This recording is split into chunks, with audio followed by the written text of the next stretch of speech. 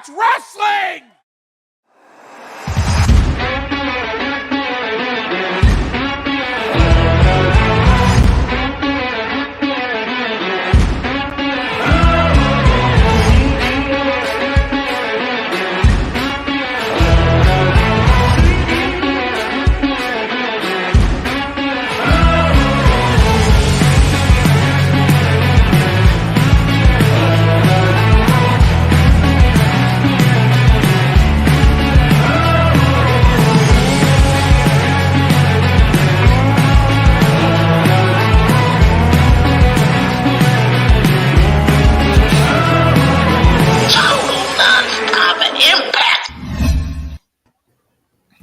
Welcome back, everyone, to Total Nonstop Impact Talk for Impact fans, right here on the YouTube and the Twitch and wherever you get your podcast audio worldwide, baby. We got four in here tonight. We've got Bill and Alicia, and down here below me we have Ashley joining us. How you doing, everyone? Great. Always good to have a guest. Fantastic. Isn't life beautiful? Isn't life great? Who's on the chat? We got a super chat. Oh, there it is. Super chat. Punk. I missed the super chat. Punk Tracy, good evening with the super sticker. Thank you, brother. So we are just a short 24 hours away from Bound for Glory. This is what I get for drinking beer live. Hey, it's NA, so don't worry. We're good. We're good. I know better now. Trust me. 24 hours away, and Eli's in the chat. I saw a podcast. I was like, oh, that's Eli's channel. All right. So yeah, good go home show tonight. I would have been happy with last week's even, because that was great as well. So we're gonna run down tonight's Impact Wrestling. We are going to give our preview and predictions, if you will, for tomorrow night's. It's so weird to say that it's tomorrow night. Is it weird? It's weird. I was tripping out, and when people are like, oh yeah, Bound for Glory Friday night, I'm like, no, Saturday. I kept correcting everybody, but I was wrong. Great. Now those people are going to be tuning in to Extreme Rules instead of Bound for Glory. Way to go, Alicia. Well, it is easy to mix it up because it was originally announced for Saturday. I don't watch that other shit and had no idea that they had something going on the same weekend. It doesn't exist in our universe. Nope. We don't know her. We don't. We don't know her. We don't acknowledge anything outside of Impact. It don't exist in our. Well, that's not entirely true. I'm really big in the indies and stuff like that, so I'm always. We're not counting. Popping. Oh, we're just talking about another. We don't know the other one from Anna. Thanks, Anna. Hey, Anna. Thanks, Anna. Hello. Good evening to you. Thank you for the super sticker. Indies, that's a whole different story. That's a whole nother universe and world. The indies are so different now too. It's so Impact Wrestling. It's very exciting. I love indie wrestling. Don't you love indie wrestling? God, I love it. We got it. Thank you, Courtney. Courtney with the super sticker. Thank you. Impact Wrestling. All right, so let us know in the chat, what are you most excited for Bound for Glory? What did you most love about tonight's show? We're going to run through it all, give our little preview of tomorrow night's show. And but we're going to kick it off tonight. I'm going to throw it to Bill because I don't have anything. But apparently he's got some news. All right, so J-Bone, you're not doing the news. You don't have to play the jingle. It's all right. Well, yeah, we're not going to play the J-Bone jingle, but I got a different jingle. Oh. Wrestling news. Don't believe anything that you read on the internet.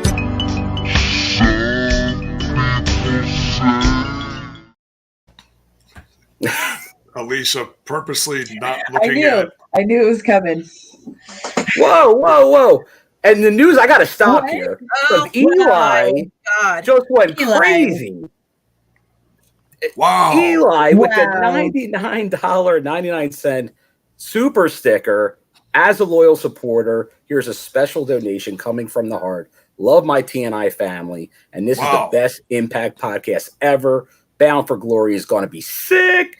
Much love, Eli Samuel. Eli, much appreciated. That's awesome. Wow. Thank you, brother. Wow, that kind of I got like goosebumps when I just saw like a big red, and I'm like, what? Seriously, guys, like, can I just say this? Is that without the fans, we wouldn't be able to be having fun doing this with you guys every week. So honestly, thank you. Like, wow. Yeah, thank you. We appreciate everything you guys do for us, and hopefully we're doing our part on your behalf. I know a lot of you are in the chat that have been very generous on here with tips, chats. Obviously, our Patreons, a lot of them here tonight. Yes, we don't do this without you guys. So yeah, thank you. Very cool. Very cool. Thank you so much. All right.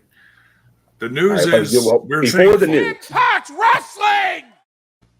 I'm a little verklempt. Holy shit! Talk amongst yourselves. Yeah, right. Took this theme on the news, but you know what? We're being so joyous, bound for glory tomorrow. Good vibes. Happy birthday to the chairwoman of the former chairwoman of TNA, Dixie Carter. Happy birthday, Dixie! Oh, happy birthday, Dixie. Happy birthday, Miss Dixie. Nice. So that's always the biggest news. We'll go into there is new merch. Oh wait, Road and Blue just stepping on it. I just got $10. Could J-Bo buy an adult Happy Meal from McDonald's? Oh yeah, you got to get the pumpkin pails or whatever that are coming out on the 18th. I'm hearing though that the McDonald's employees not happy about people ordering those meals. Oh, they come with a little artsy figure and with multiple eyes that just freaks me out when I look at it. I saw that. I'm like, is that right? I'm like, there's a little like yellow dude with like 4 eyes and no clothes or something. I don't know. That's a shtick. What? I just know the Hamburglar had 4 eyes, and he wasn't wearing glasses. No, the little bird's got 4 eyes too. It's crazy. That's their thing. But it's Halloween. It's Halloween. Right. It's Halloween. It's Halloween. And I don't know who it was. I read part of an article like who it's actually like they did this as a partnership with someone or something like that. Yeah, that's what they've been doing with the celebrity stuff. But speaking of celebrities, and once again, thank you, Roden. We're going to give you a little Impact Wrestling. But thank you. I will go get one probably either later tonight or tomorrow because I there you go, Big Mac or Chicken McNuggets. A chicken. But I didn't expect that to fly out of your mouth. Scott D'Amore is the subject of our news. He was on the media rounds, and what you're gonna talk about. The coach revealed some big news. Ooh, hot tips. Impact 2023 is officially going back international. Canada. Oh, yay! Up north there, hey. But also, he pretty much said it. He teased it heavily. The UK is back in play next year. Yay! Oh, wonderful news. Oh, nice. And here, not to be outdone, Bell's Boy with a $10 super sticker. Hello, one and all from SoCal. Great interview with Masha Slamovitch, Miss Ashley.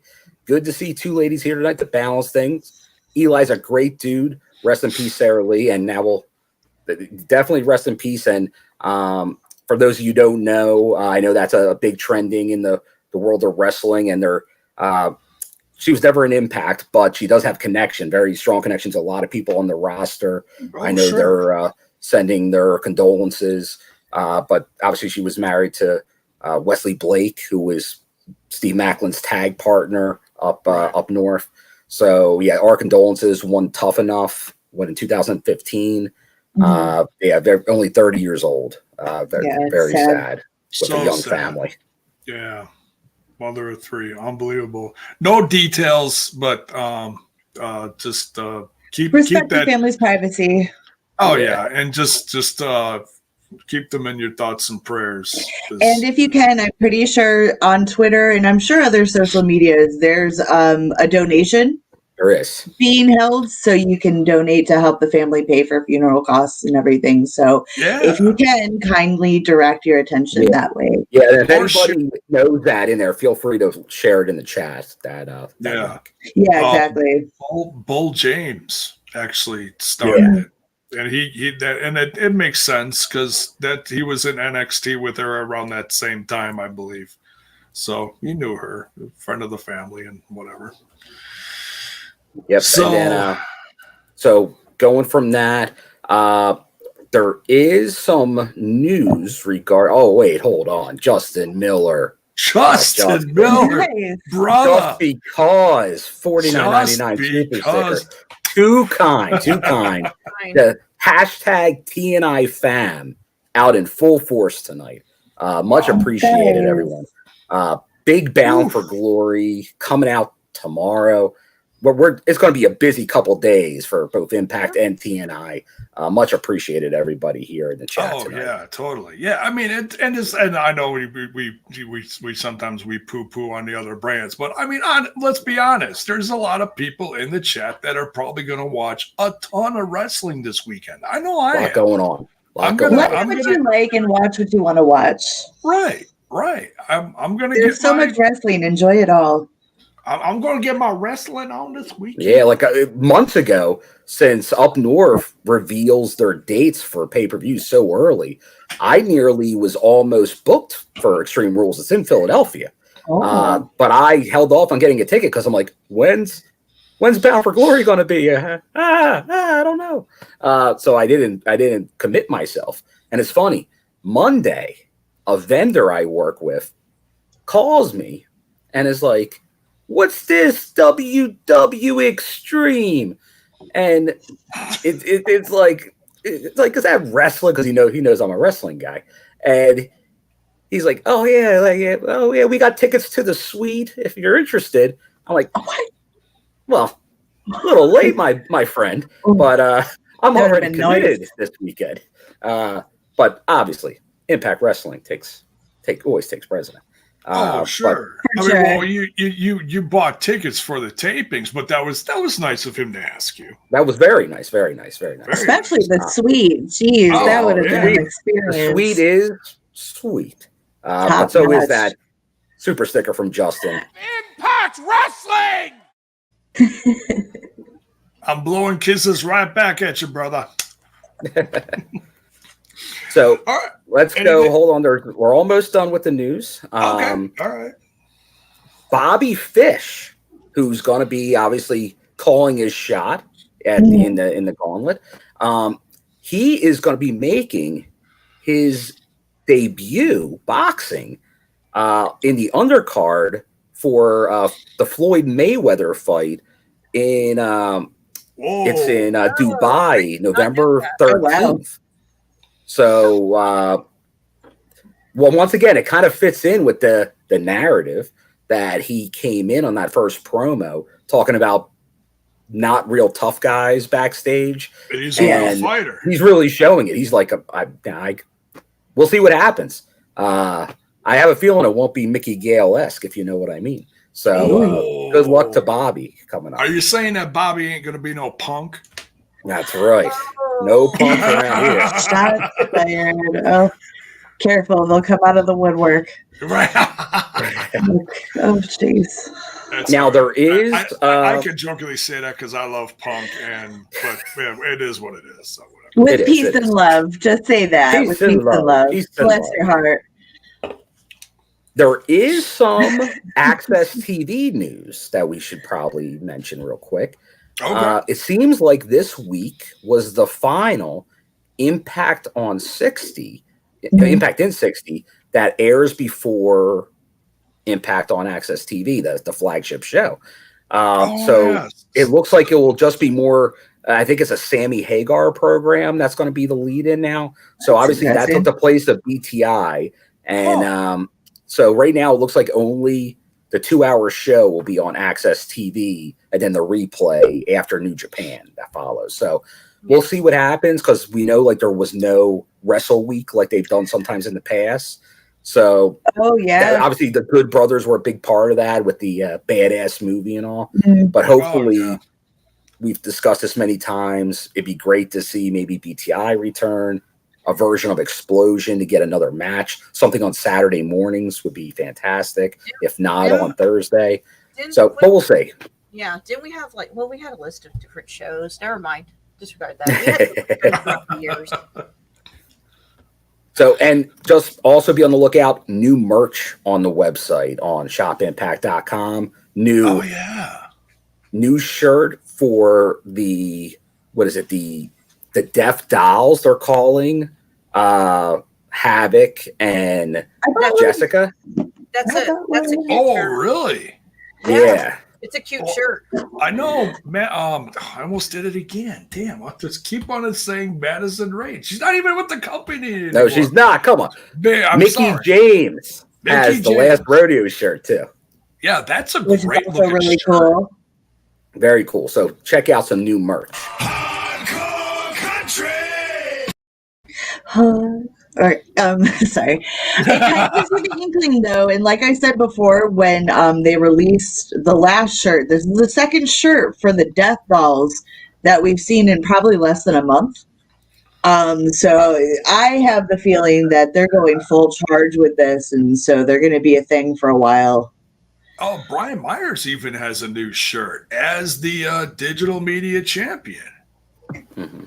I'm looking at the T-shirt page right now. They show it's the whole alphabetical list. Well, so he's got to get it while he can, J-Bone, because he has an open challenge at Bound for Glory.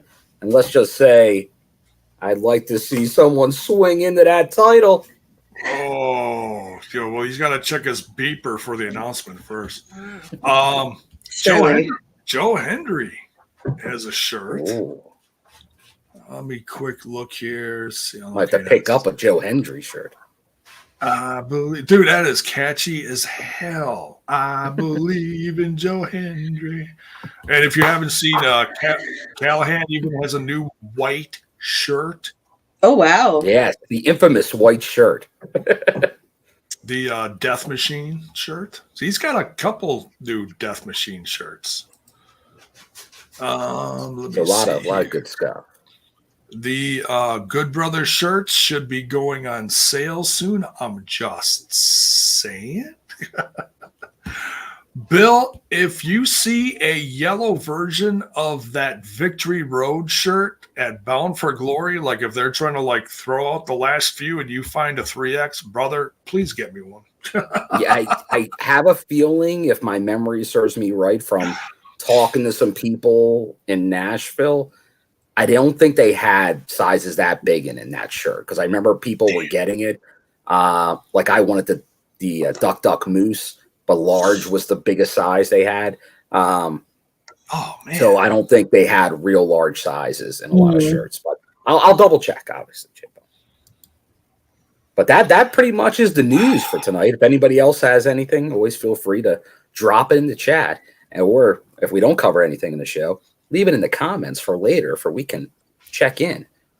And don't forget to hit the like button and do all the subscribing and everything else. Hit the bells and whistles. Make sure your notifications are turned on. Ooh. Absolutely. So you know when all our content hits you. All right. So that's pretty much it for news. Shall we dive into tonight's episode? Let's do it. Yes. Do it. All right. Alright. This, like I said, this is the I saw that T. Hughes. Yeah, he mentioned that during the live reaction, saying that he does this every week. This is funny that he pays attention to this, because I don't see anyone else doing that. But thank you, T. Hughes. Said that Scott D'Amore just started following Session Moth on Twitter. Oh. Oh, I'm a big fan of Session Moth. Yeah. She's got a great gimmick. I love her. Yeah. I remember watching her on Flow Slam. She'd come out to the I know there's that Flow Slam again. I gotta love it. She'd come out to the ring with a beer and everyone she was like the UK version of ODB. Yeah, she booty dances on everyone. I love it. Yeah, would love to see her Impact. And she loves John Cena. Oh boy. Yeah, I was just gonna bring that up. I remember she had took like a John Cena action figure to Japan when she was working like one of the promotions, and she tagged him. She's like, "John, how can you not follow me after I took you to Japan?" Action figure. That's funny. Amazing. John's tour of Japan with Sasha Moth. Who knew? All right. So this is, like I said, this is the go home for Bound for Glory 2022.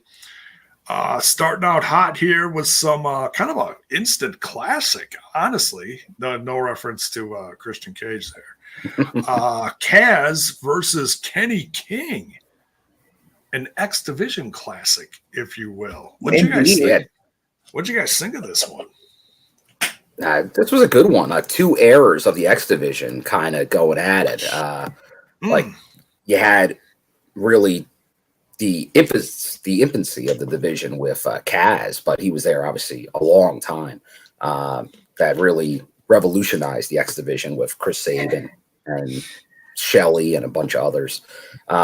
And then Kenny King, who really, when he won the X Division title twice, he really took ownership of that division for a while. And I've always been a big Kenny King fan too. So this was a nice match I wasn't expecting to see when it happened. So I'm like, Kenny King comes out. I'm like, all right, who's he going to face? And then I see Frankie Kazarian. I'm like, whoa, okay. But it makes sense because you had the thing with Kenny King and Mia going at it and him he thought he had that third X Division title reign and then it was pulled away from him thanks to Mia Yim. So him going against the guy that's now getting the title shot, obviously if you were to win, it would make you think, oh, maybe he should be inserted into the match or something like that. But it does feel like this is now setting up for at least Kenny King is still in conversation for that title. Because I know there is, I didn't address it because we don't go into fake wrestling news, but I think there was like a brouhaha this week because one of the dirt sheets reported, by the way, because they like doing this before major pay-per-views, Honor No More is all free agents after Bound for Glory. So kiss them goodbye. So everyone's like, oh, the tag champions are leaving. Kenny King's leaving. PCO's leaving. And I think a lot of people, because like Honor No More wasn't doing a meet and greet or something. People were getting crazy. Oh my God. Every meet and greet for like 6 months. They mix it up a little bit. I saw it. I was like, they're like flipping out, and I'm like, I'd be shocked if, like, just like with anything else, there's a possibility of maybe a few people turning over on a roster every so often, especially when you got new names coming in. But I think the majority of Honor No More isn't going anywhere, especially the Kingdom, who they just established as a separate act. And PCO is going in another direction right now. Yeah. And Eddie Edwards, I think there's a very good chance he's going to be world champion at the end of tomorrow night. So yeah, I don't really see that storyline going anywhere. But obviously Frankie Kazarian's got a title shot, so we know we see why he came out on top in this one. Yeah. Yeah. And yes, everyone was freaking out. Serotonin won, loved it, great match. I know, I just teased, but major props to Kaz for getting the win on this match. I'm so glad he's in Impact right now. It's so refreshing. It's like we got Shelley, we got Sabin, Kenny King. Like we have all these like not old faces, but such familiar faces. And I feel like it's such an interesting blend of old age, new age kind of stuff. And it's just meshing perfectly together. It's so fun. Totally. Alicia, are you going to wear your serotonin shirt for Bound for Glory tomorrow night? I don't have one. I was a teenager when serotonin was a thing, so I didn't really have money like that to be ordering online. Yeah, you were shocking me, J-Bone. Like, I didn't know she ever said she had. Like, who has a serotonin shirt? I have a Vampiro shirt from WCW somewhere in the vaults. Somewhere in the vaults. That's pretty awesome. I think my brother stole it, to be honest, because I lost track of it. And it's like the only other person I could think who would know that is my brother. And he's such a jerk. Oh, get him. Yeah, no, serotonin. Yeah, good stuff. Bandanas, the guyliner, love it. Gotta love the guyliner. Yeah, this was a pleasant surprise. I forgot what was all going to be on the show tonight. Kaz in incredible shape. Yes. But you know what? I got to give props to Kenny King. Absolutely. When he, and I'll admit, when he showed up with Honor No More, I wasn't like ecstatic or anything, but I was like, it took a few matches up to this point, especially this match, because I watched this match and I was like, damn, Kenny King is still, he could be champ right now. He seriously, I mean, he's that good. And I'll give props to Impact Wrestling again. When they're bringing back some of these guys that have been around for a while, they're not bringing back any slouches. Kaz is at the top of his game. Kenny King is at the top of his game right now. It's unbelievable. They knocked it out of the park. It was a great way to start the show. No doubt, no doubt. Oh, yeah. Let's see. Yeah, so Kaz gets the victory here. So, and he's and there was some nice attention. I don't remember where, because I didn't write down all the in-between stuff, but they had nice promos talking about how Kaz is a 4-time champ, and they did like all the statistics, you know, back and forth between him and Speedball Mike Bailey. Bailey had a nice promo like in the middle of the show there. So there was a really nice amount of attention given to this match, which is, I mean, there was people in the chat earlier saying that this is going to be the match of the night contender. I thought we were friends. Bailey, settle down. I gave you a compliment. I think that's the only bite we have of him, so that's all we can do. It's a good one. It's just the way he says it. It's like, I'm sorry, Mike Bailey. I don't know what I'm sorry for, but I don't know. You just seem like such a friendly guy. All changes except X Division. I'm reading the chat. That's not my opinion. That's not my opinion.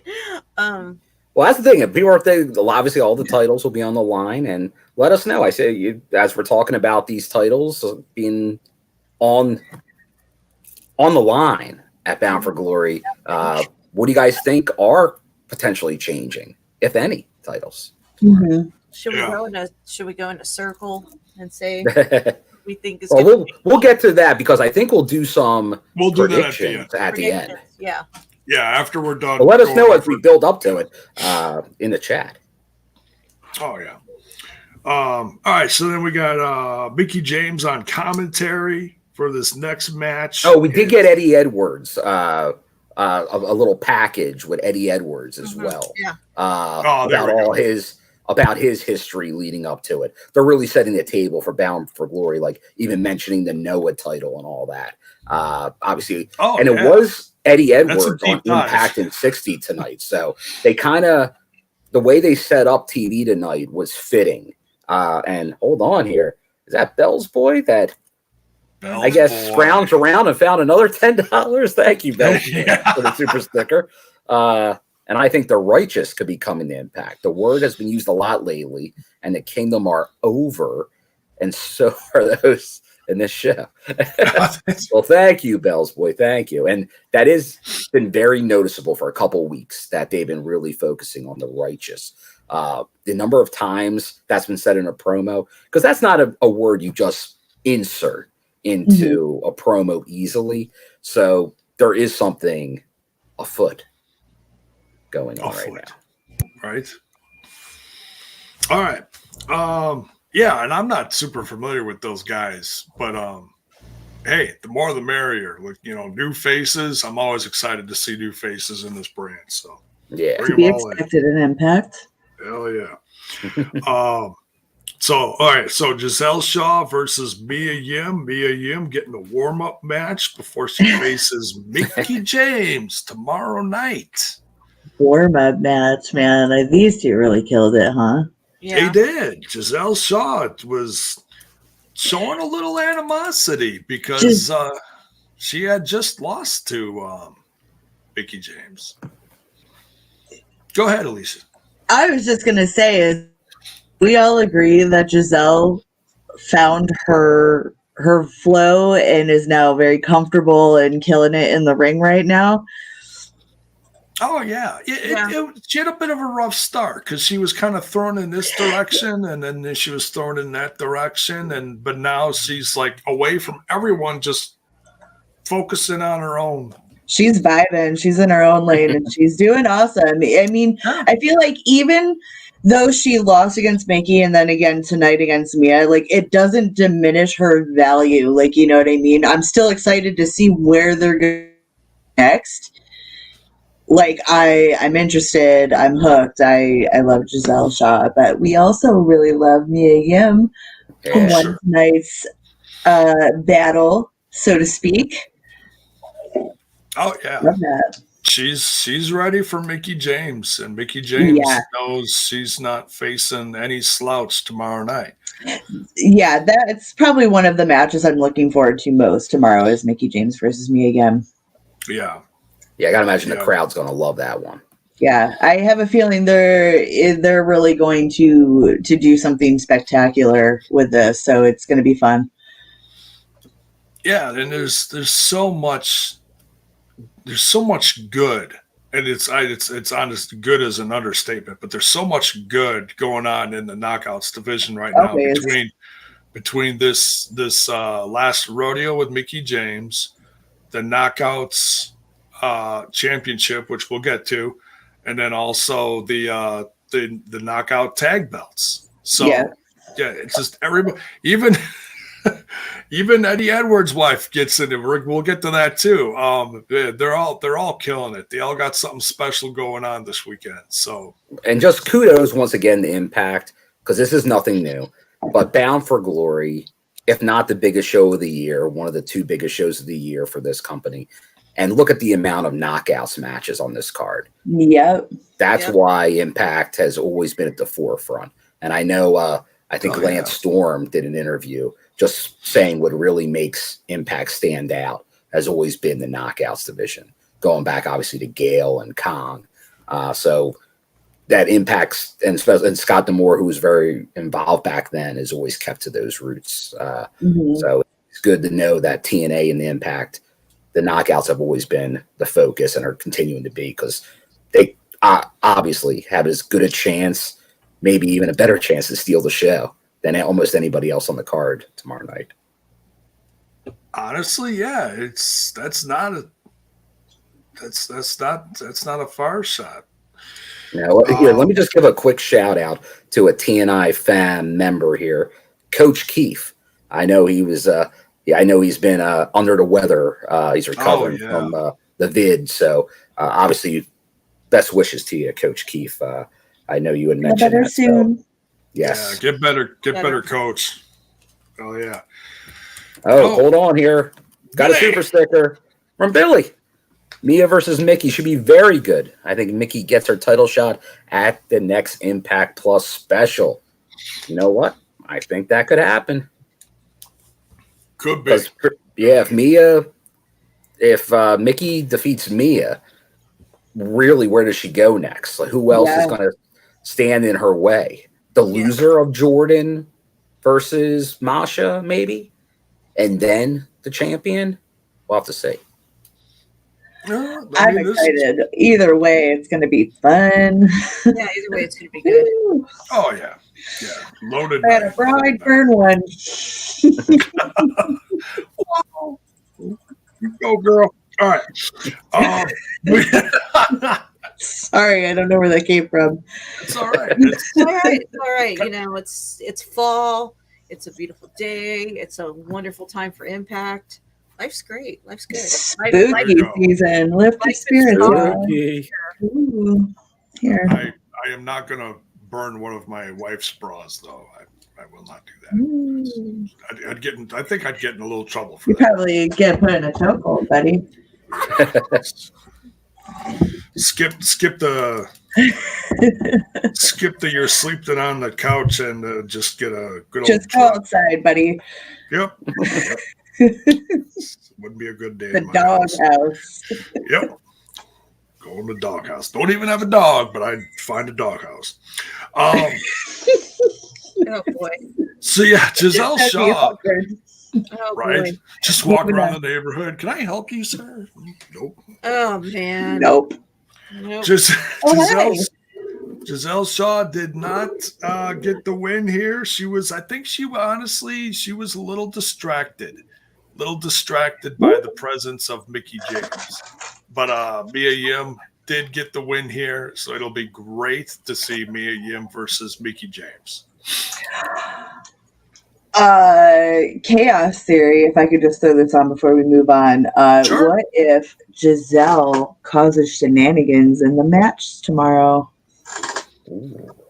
Oh. Just think about that. I mean, she is a little bit salty. Not everything. Something with you saying, "Oh, she was a bit distracted by Mickie being ringside," was like, "Oh, what if?" We'll just have to wait and see. I hope. Get the drama going. We'll have to wait and see. Hopefully they beef up security around there.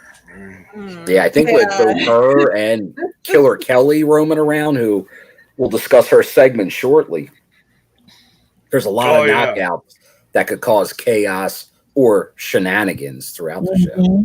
Oh, absolutely, yeah. And you know what? We're not even talking about the main event, because remember, Alicia Edwards was not a fan of this. Yeah, Alicia. Yeah, we got Alicia here, so I'm on the Alicia trade. But the Lish, because I normally just call her Lish. I don't ever call her by her name. Right. But after she kind of said she didn't agree with Eddie, they just kind of severed ties on TV. But wouldn't it be something if she came out during that main event as with her Kendra stick and maybe played a role in that main event? I'd be okay with that. Anytime we get Lish, I'm like, yeah, all right, it's perfect. Just put her in. Wait, are you saying that she sides with her husband? Finally. And turns heel-ish? I mean, I can picture it now. He wins, and then he's got his hot wife on his arm, and it's like they're so awesome together. They have a really good. It's like Macho Man and Elizabeth. Yeah, hardcore style. With Kenny and Kendra, just thinking cross sticks. Yeah. I'm okay either way. If it happens, awesome. But if it doesn't, it's still going to be awesome. Yeah, we're still going to have a good time. All right. I'm going to have some beers tomorrow. Hey, there you go. Real alcoholic ones. It's all right. You have one for me. I'll have 3. Thank you. No, I'm kidding. Nice. So yeah, call your shot match promo talking about the rules of the call your shot match, and not even going to go over those rules because I didn't write them down and I don't remember them. It's your typical one. It's a battle royale. You can't just look it up. What are the rules? What are the rules? I'm not gonna do. Well, it's it starts. Hey, whoever wins gets to call your shot. Hey. I mean, what else do you need to know about it? Well, and there's a whole lot of heads in this match, so anybody can win it. Hey, call your shot. That time that Moose won. Heads are rolling. Caused a riot on Twitter. because that was the night he cashed in. Oh yeah, wow. Yeah. Oh boy. Oh man, That moose. Oh, that was upsetting. that was upsetting. That was harsh. That was heartbreaking. It's okay if y'all cried. I too kind of. It's okay. It's okay. Get a little emotional. We all get a little emotional sometimes. It was such a beautiful moment, and then, bam. That was it. Better out than in is what I always say. Let them tears flow. Solid storytelling, though. Very solid. Yeah. Oh yeah. Yeah, because a lot of us were really fans of Moose and wanted to see him as champ, but not like that. So, yeah, man, that was wild. One of the most surprising moments in wrestling, I feel like, in the last 5 years. Moose pulling that cash in. Crazy stuff. So, all right. We get Savannah Evans and Steels attacking Killer Kelly as she's kind of like mid cutting her own promo, talking about how she's going to enter the Call Your Shot match. And wow, this is the first time that she's like had her ass handed to her. She looked shook. If Killer Kelly looks shook, then I'm worried. Like, what? This just gets better and better every week. Whatever's going on in this trio, like I can only hope that they end up combining minds and teaming up, because this force would be devastating to the tag team division. Yeah, I've been waiting for Tasha and Savannah Evans to really kick it into gear as far as the Knockouts tag, because it felt like this from day one. Felt like HBK and Diesel. You know, I don't know. Maybe, but I don't know. Whatever is going on here, I'm just on for the ride. It's been fun. Yeah. It needs to happen, and they need to give them a little more. I don't know.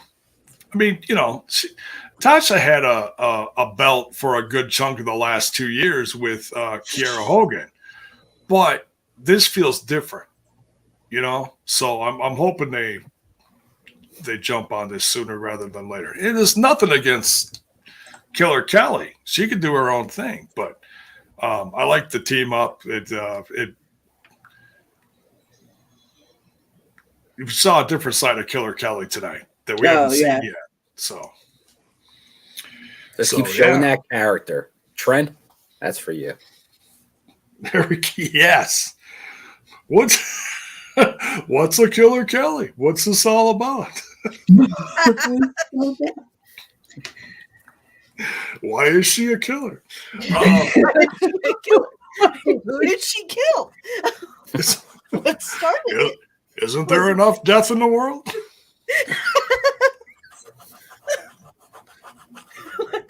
They're murdering people on Impact? What? That's news. Yeah, actually. Gabo's about to go into a Seinfeld routine. Killer Kelly? What's the deal with that? What's the deal with that? What's the deal with Killer Kelly? Good stuff. Next match, let's go. When they showed the picture later, I just want to talk about this for a minute, because I want to go around and just get everyone's thoughts on this. When they showed like everyone that's going to be in it or that was announced, it was funny because they showed a few more silhouettes than I think had originally been thought, that there were going to be like more people added to this match. So if you looked at them and you want to get technical, it was 3 guys and 2 girls. So it's like, okay, did they just throw extra silhouettes in there just to throw us off? Or are we actually going to get like 5 new faces in this match? I think that you're definitely getting some surprises. But obviously there's still some names on the roster that we haven't heard from yet. Like there definitely is probably a mix. But there's going to be one or two, I think, surprises and maybe just one-offs. But there could be some debuts. There's no doubt. I hope there are. So, all right. Brian Myers in a promo here. He is walking down the hallway telling everybody, hey, back off. You got to wait till tomorrow night. Back off, J-Bone. Because Anna Reed just gave us a $5 super sticker. Kelly Tasha is like mini movies. And she ain't wrong because they are. That's been a highlight of Impact lately is the Killer Kelly, Tasha, Savannah stuff has been gold. The style that they're filming it is definitely boosting it up. It's fun. It's creative. It's unique. I dig it. Hell yeah. Thanks, Anna. Much love. Good stuff. Impact Wrestling! Yeah, and thank you, Coach. There we go. So yeah, Brian Myers walking down the hallway with his digital media championship, and just telling people, hey, back off! You gotta wait till tomorrow night. Wait. You don't cash in your surprises now. You gotta wait. And then he even walks up to some girl at the end of the hallway. Oh, okay. So who did he all run into? He ran into Shira and Raj. Yep. He ran into Delirious, which was hilarious. Mm-hmm. Twilight Zone. Yeah. Twilight Zone. Guy's too damn funny. But who was the girl at the end of the hallway? That's what's her face from the United Kingdom with Joe Henry. His manager. What's her name? Y'all just had her? Didn't y'all just have her on TNI UK? Oh, what Ashley? No, it was. I don't think not Ashley Vega. Yeah, they've had so many other wrestlers over there. They may have. Are you talking about the Swingerellas? Oh, no, there was no. There was some girl at the end of the hallway. That was just I know what you're talking about, but I don't know who that is. Like a woman representing Black Taurus. I don't. Yeah, I didn't pay attention to what was said during this, so I can't help. Yeah, I think it was just almost like just somebody backstage. I don't think it was more than that. Okay. As we go through it, like obviously when we get to Joe Hendry and stuff, there's a lot of people back there. Oh yeah. Jimmy Jacobs. Even you see him for like a split second. Yeah. Like I think as Barry saying here, because it was the same one that was in the Joe Hendry segment, right? J-Bone. Oh yeah, it could be. And I don't know. I assume that was just somebody working the tapings. Like when I say working, I mean like backstage, maybe a local indie wrestler, or it could have came over with Joe Hendry. We needed to look like there was more people back there. People doing stuff. Yeah. It was an easy way for Brian Myers to make an ass out of himself. So it's not hard to do for him. The guy, that's Mayor and Critical Sting saying, I am violence. I'm like, why are they both saying I am violent? Oh, yeah, because there was a guy in the yellow hoodie running down the hallway with the I am violent. He's like doing this, and then security wrapped him up immediately and threw him down the hallway. And it's like a horror movie, the Violent by Design stuff, how it went from showing segments of Violent by Design to now they're slowly infiltrating Impact. Yes. Like mindless zombies, like it's intimidating. I like it.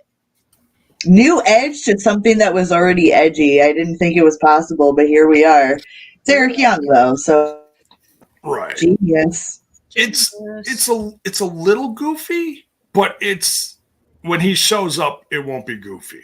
I brought it up how it is like Fight Club last time I was on.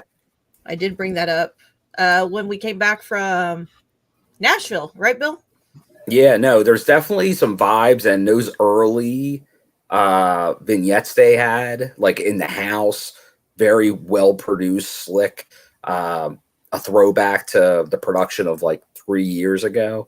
I missed that. I gotta say that obviously there is a connection where it feels similar a little bit, obviously, to Control Your Narrative. And I don't know if it will connect at some point, or if that's just me thinking it will, maybe hoping it will, for some reasons. But it does feel like there's certain similarities, and tonight's one felt very CYN too. So I don't know. Could it be a way to recruit it? Because that was the early. Remember EC3 Slammiversary when he's walking the train tracks. It's that version of CYN, the Impact CYN we only briefly saw. It feels very similar to that. Yeah, it does. Yeah, with the hoodies. We'll see. We'll find out. Why can't my fingers do that? Why can't I make that be? I've tried so hard, but it's like my finger. Oh no, that's not the right finger. Now, is that the Vinyl by Design, or are you trying to scissor right now, J-Bone? No, that's different. No, that's like that. Shit. Bill, scissor me! Come on. Scissor me! Somebody scissor me! Damn it! Don't leave me in scissor air.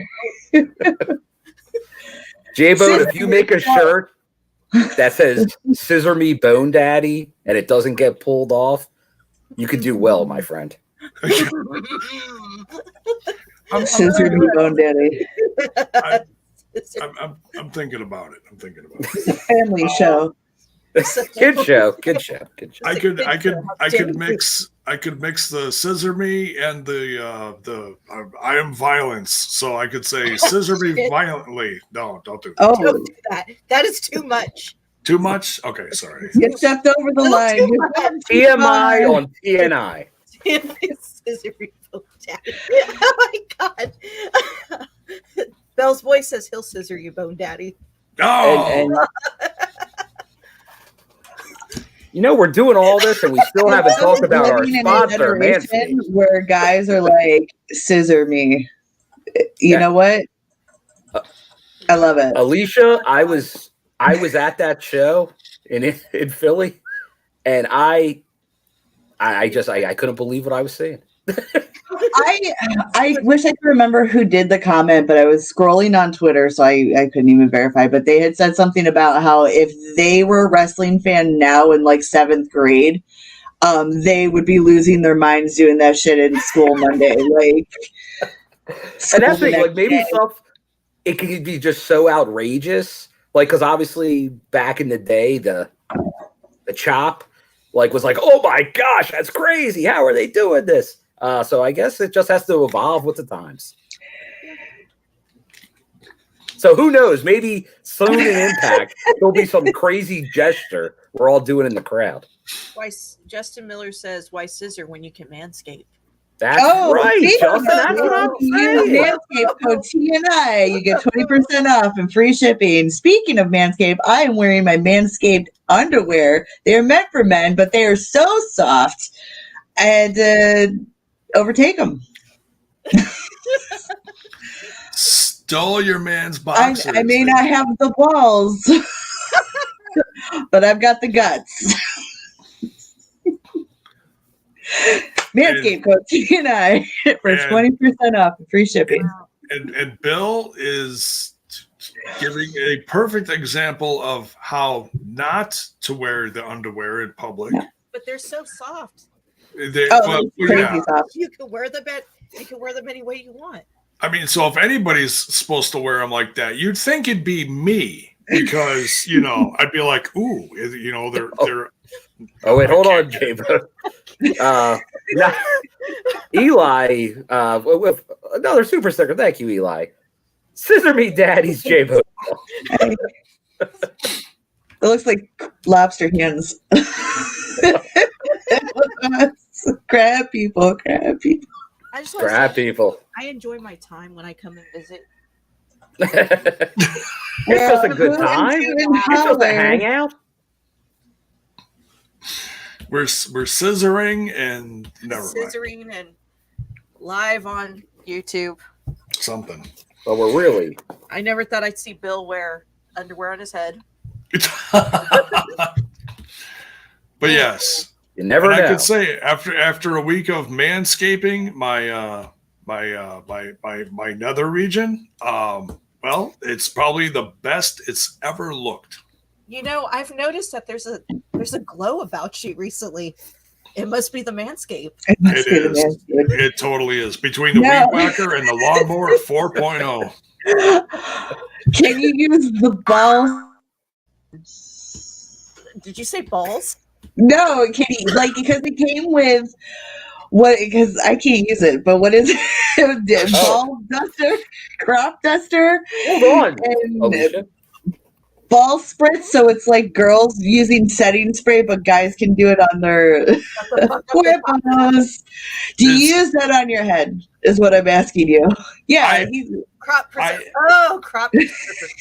It's to cut down the fermented cheese. That too, yeah. So that's like a lotion, I think.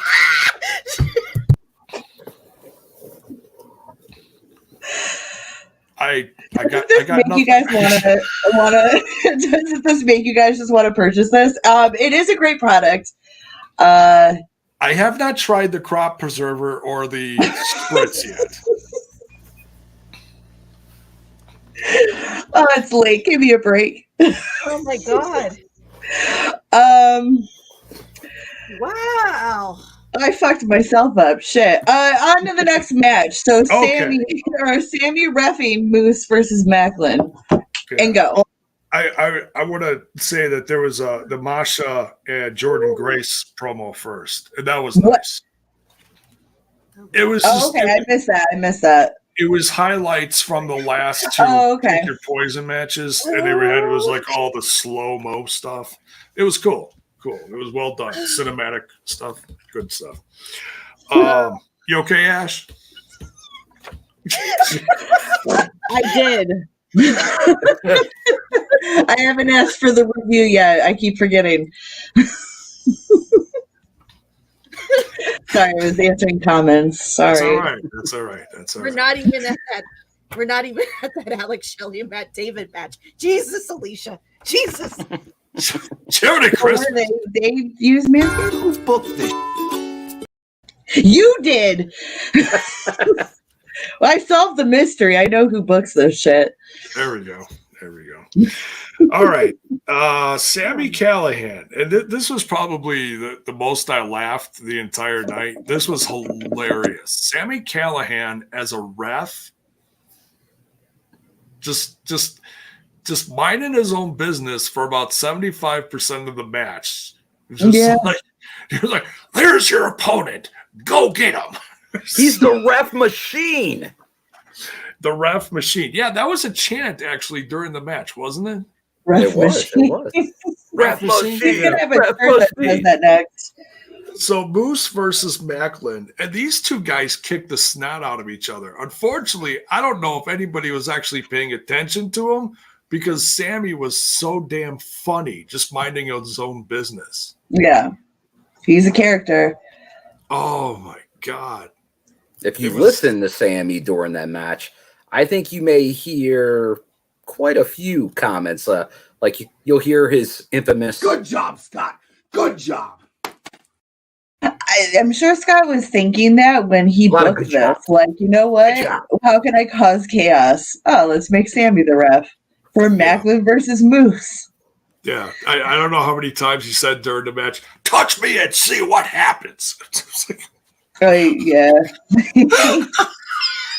And then he took matters into his own hands. Decided the fate of the match. He did, yeah. He kicked both their asses and threw Maclin on top of Moose, which was really unexpected. Yeah, that was a good move.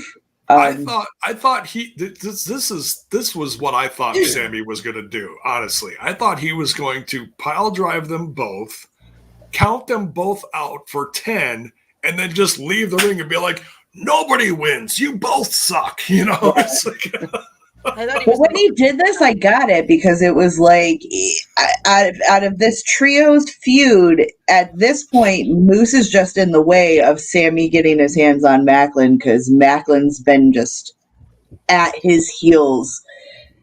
Brilliant. Brilliant storytelling. Yeah. It was a lot of fun. Anyone else? No, this was good. It was good. I enjoyed it. You don't see something like this often. Sami as ref was a stroke of genius. Not something you would really think of, even though it's a wrestling trope to put somebody in a three-way feud as a ref, and just it's so unlike Sami to be a referee. He really, like, he obviously you're right. Like it was almost tough to pay attention to the match because you're paying attention to Sami the whole time. So, and we know he was obviously recovering from the orbital fracture, so a good way of getting him involved heavily without real action that could hurt him. But this was great. What did you think, Ash, on this one?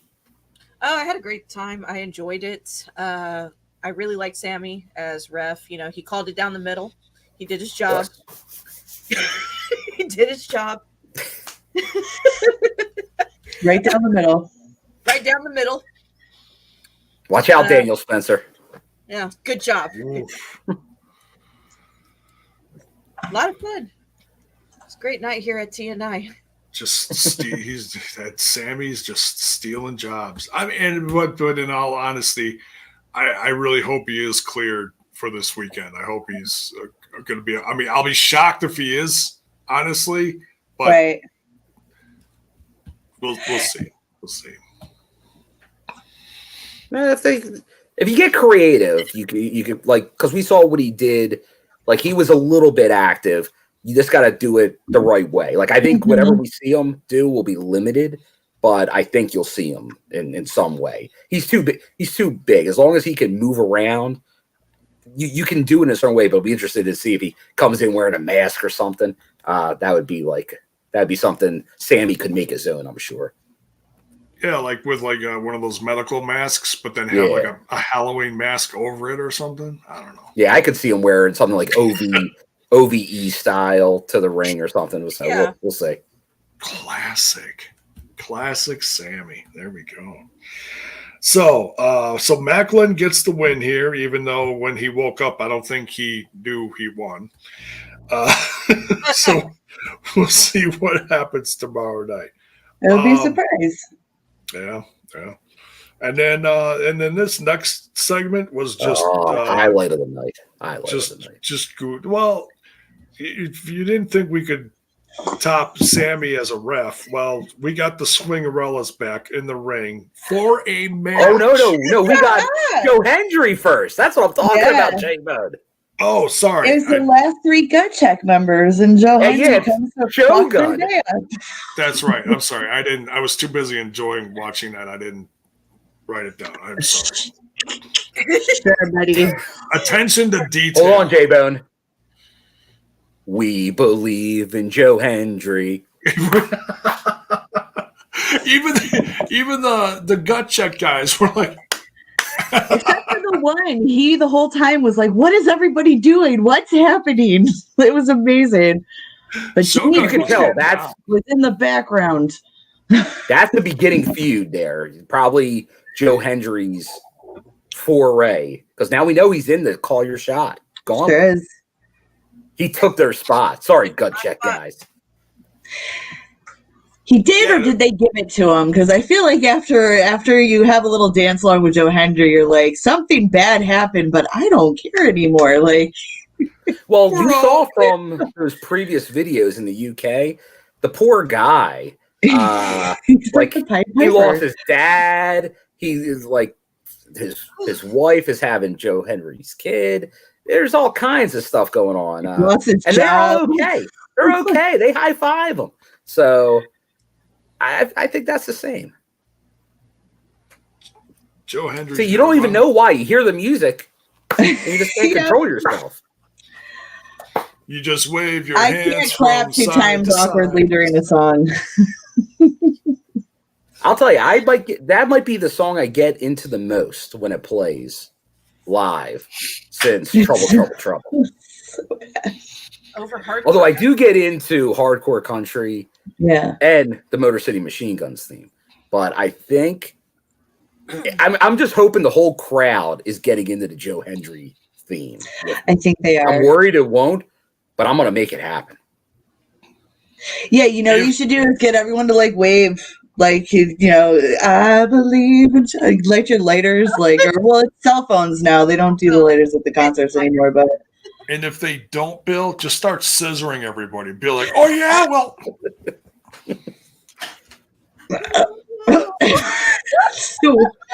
I'll tell you what, J-Bone. We're doing that on live television, and I will make a promise, and I'm anti that gesture. But if Brutus the Barber Beefcake shows up at the your shot Gauntlet with the shears, that's a real scissor.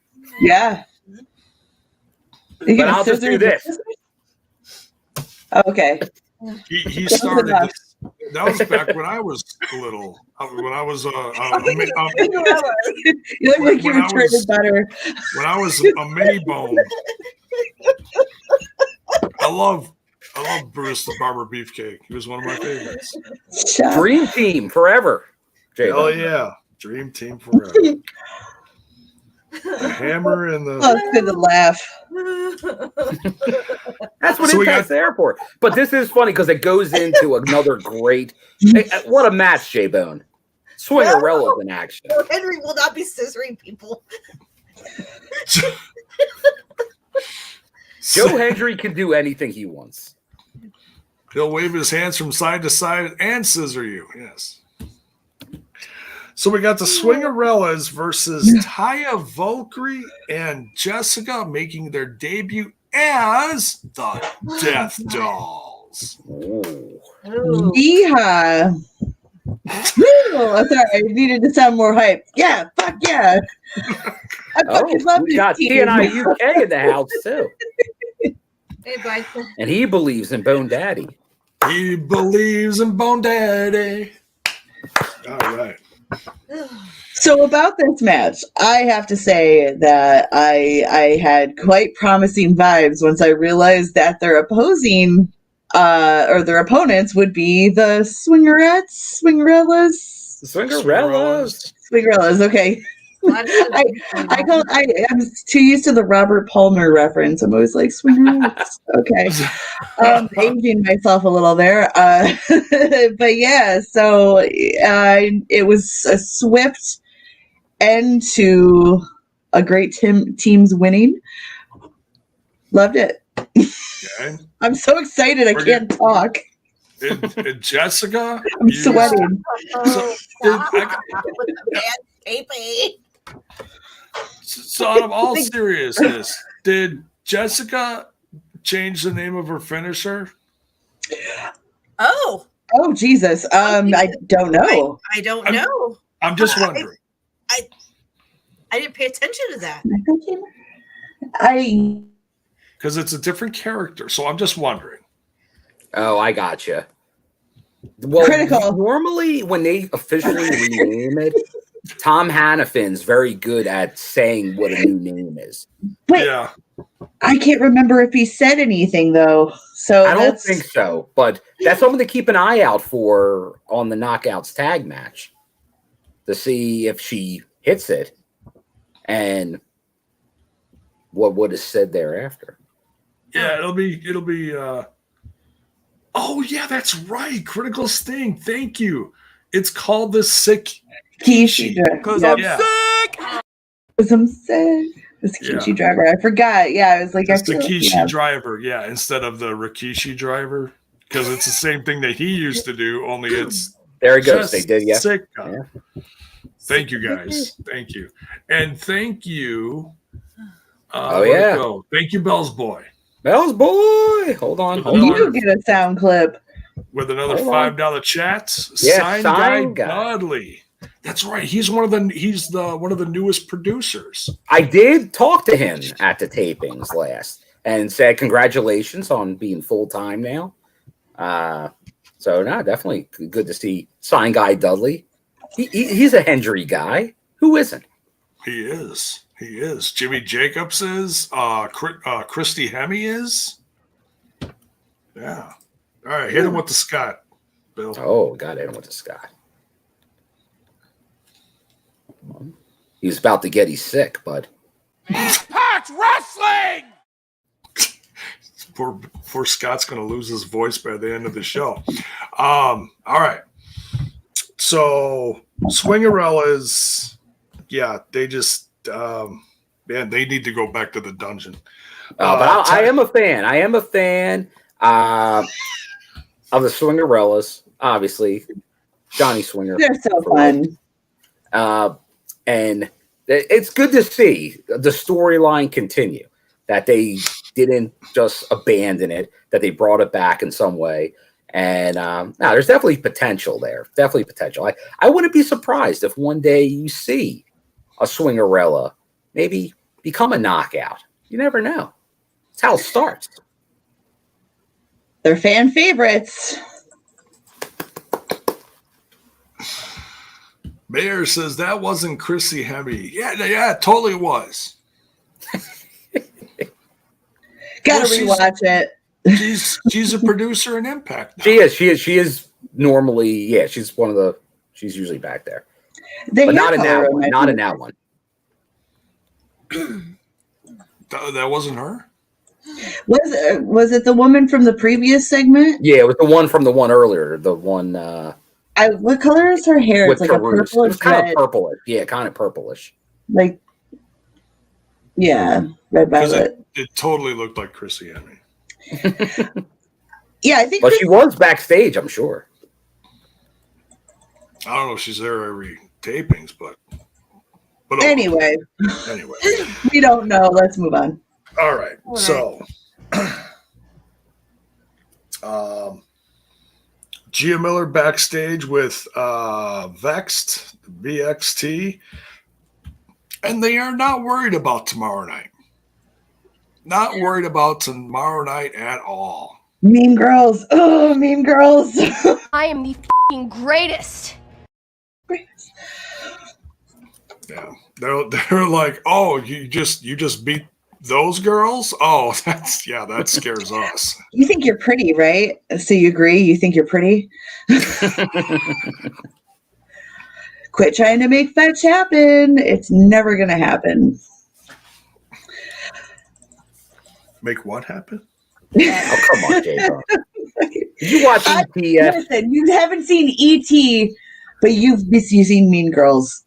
Now, I can't confirm this, J-Bone, but I think I got an email today from one of our favorite restaurants, Checkers.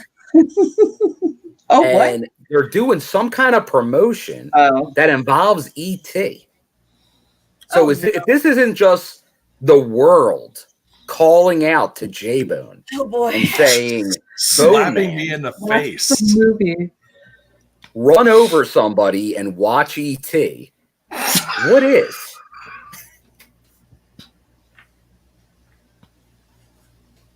J-Bone. Oh, if you know, you know. Hit and run. Oh, God. Hit and run. Oh, girl stuff.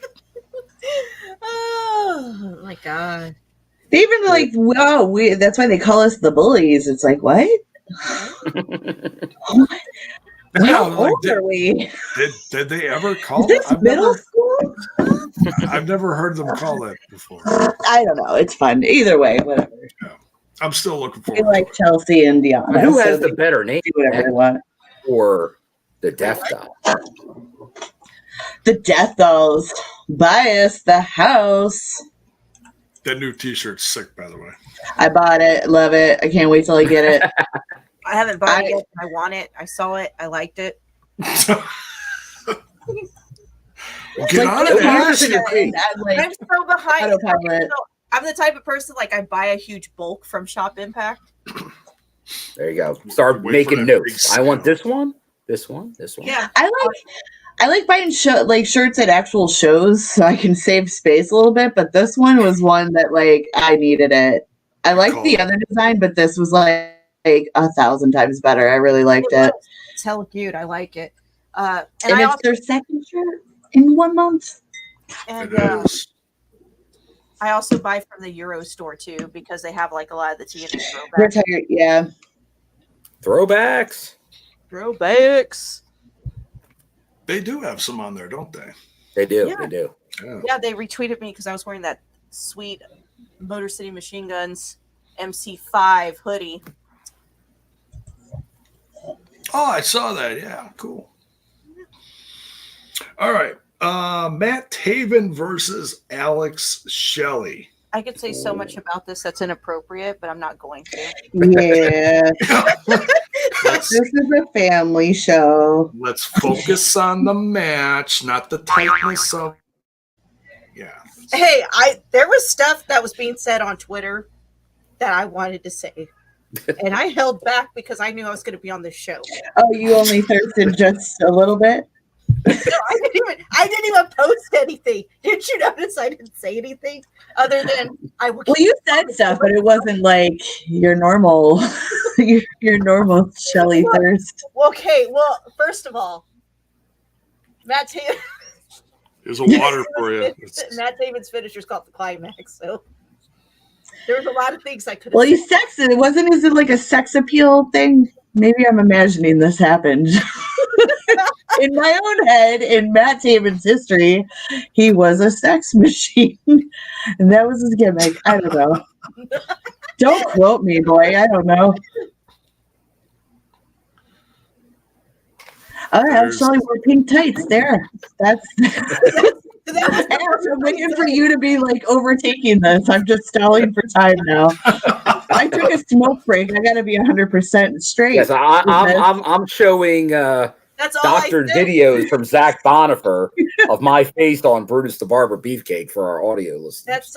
That's seriously the most I said. So I think like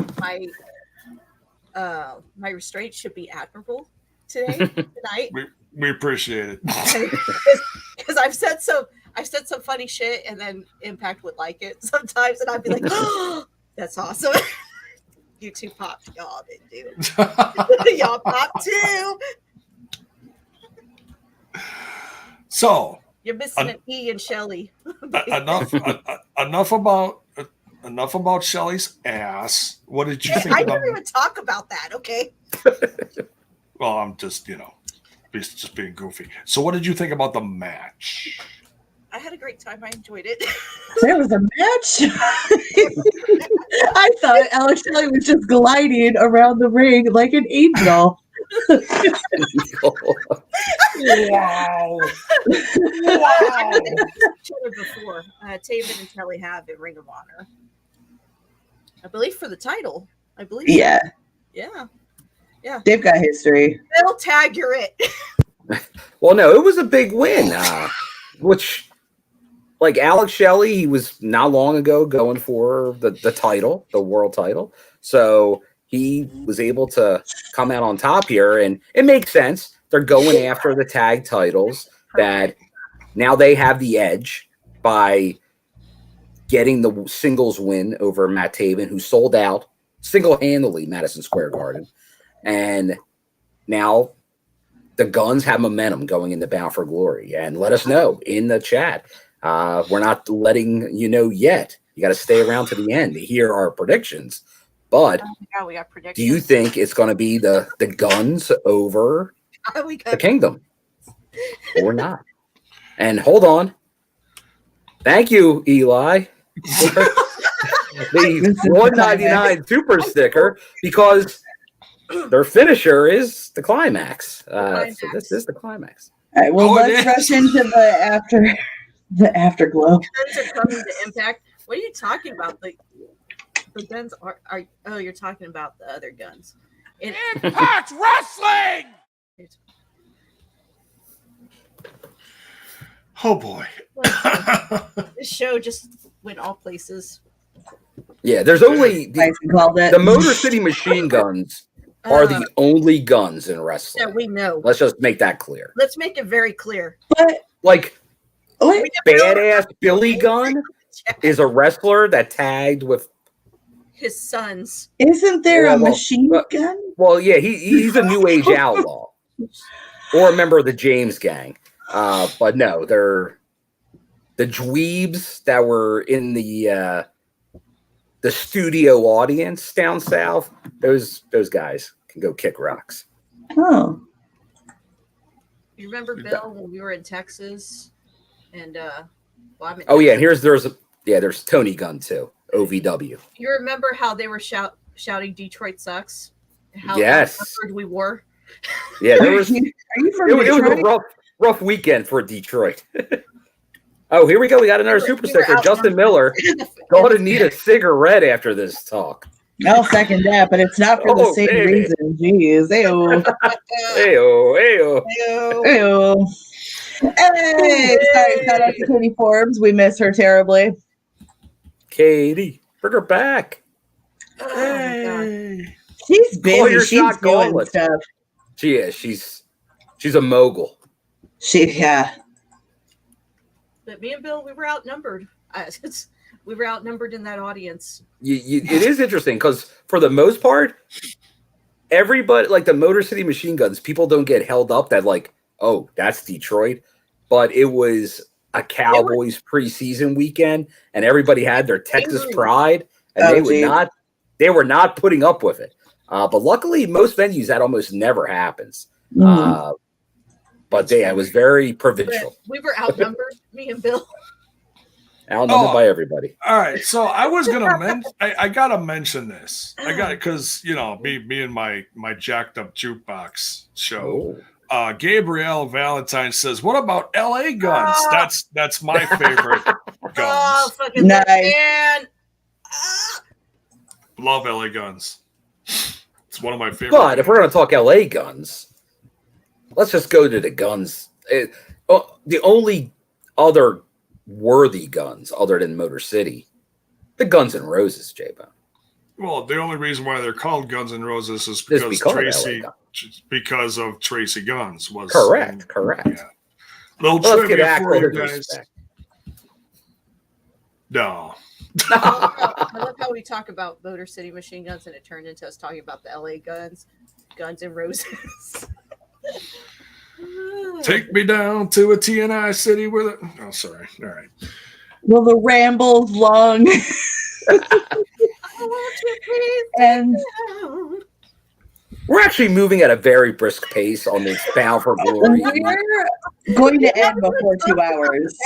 And that is a Christmas miracle. Well, it's a Bound for Glory miracle. Oh, it's a Bound for Glory miracle. That's right. That's true. Yeah. Let's not get to Christmas yet. It's too early for that shit. No. So Alex Shelley beat Matt Taven, and the only thing I think I remember actually saying during this match is, "Wow, Taven is deceptively tall compared to Alex Shelley." Alex Shelley's only like 5'9". So he's like a hamster. They're like normal sized people then. Yeah, and Taven is taller. Taven and Bennett are both tall, so they're tall. Yeah, they're like, I don't know exactly, but probably like 6'2"-ish. Yeah, because they were taller than me when I met them. Yeah. Mm-hmm. Yeah. Oh, yeah. Okay. So I think Shelley's like 5'10" on a good day. It's all about the shoes, man. If they got them lifts. There you go. So then following this, we get Edwards in back with his Eddie Edwards in back with his wife and his actually, okay, I got to rewind a little bit. It was the end of the Josh Alexander interview with Tom Hannafin from they had like a YouTube. I'm sorry I missed it, but I know it's one thing that got shared around. It was an interview behind the ropes. That Hannafin, behind the ropes, outside the ropes. Excuse me, off the ropes. Yeah, of the defendant behind the ropes. There we go. Beyond the ropes. So then they stopped, and Alexander gets interrupted and confronted by Eddie Edwards. And then I thought it was just going to turn into like your typical brawl. it really didn't. It got handled pretty quickly, and they're just they're beefing, they're yelling at each other about 10 feet away. But then all of a sudden, Alicia Edwards gets in her husband's face. Like she's like, when is it going to be enough? When are you going to stop this? And he's like, I thought you were backing me and blah, blah, blah, blah, blah. And she's like, when are you going to stop this? If you don't stop this, we're through. And he got very frustrated like that by that. And it'll be very interesting to see, because we were hinting at this earlier, talking about her getting involved in the match. Like, is this going to lead to something where she jumps in? So I have a feeling that's where it's going to, because I feel like anytime Alicia gives Eddie that ultimatum, they're going to join forces and she's going to help them win. Could be. What do you any other opinions on this? No, Ash? I go ahead, Ash. Bill. Who wants to go first? Yeah, I was just going to add. Oh, go ahead. Quick. Actually, never mind. I forgot it. Sorry. Sorry, brain fart. Oops. Okay, we'll come back around and see if I don't know whether to say congratulations or I'm sorry. I miss Bravo. I wish he'd come here and roast us again. Rip us new a-holes.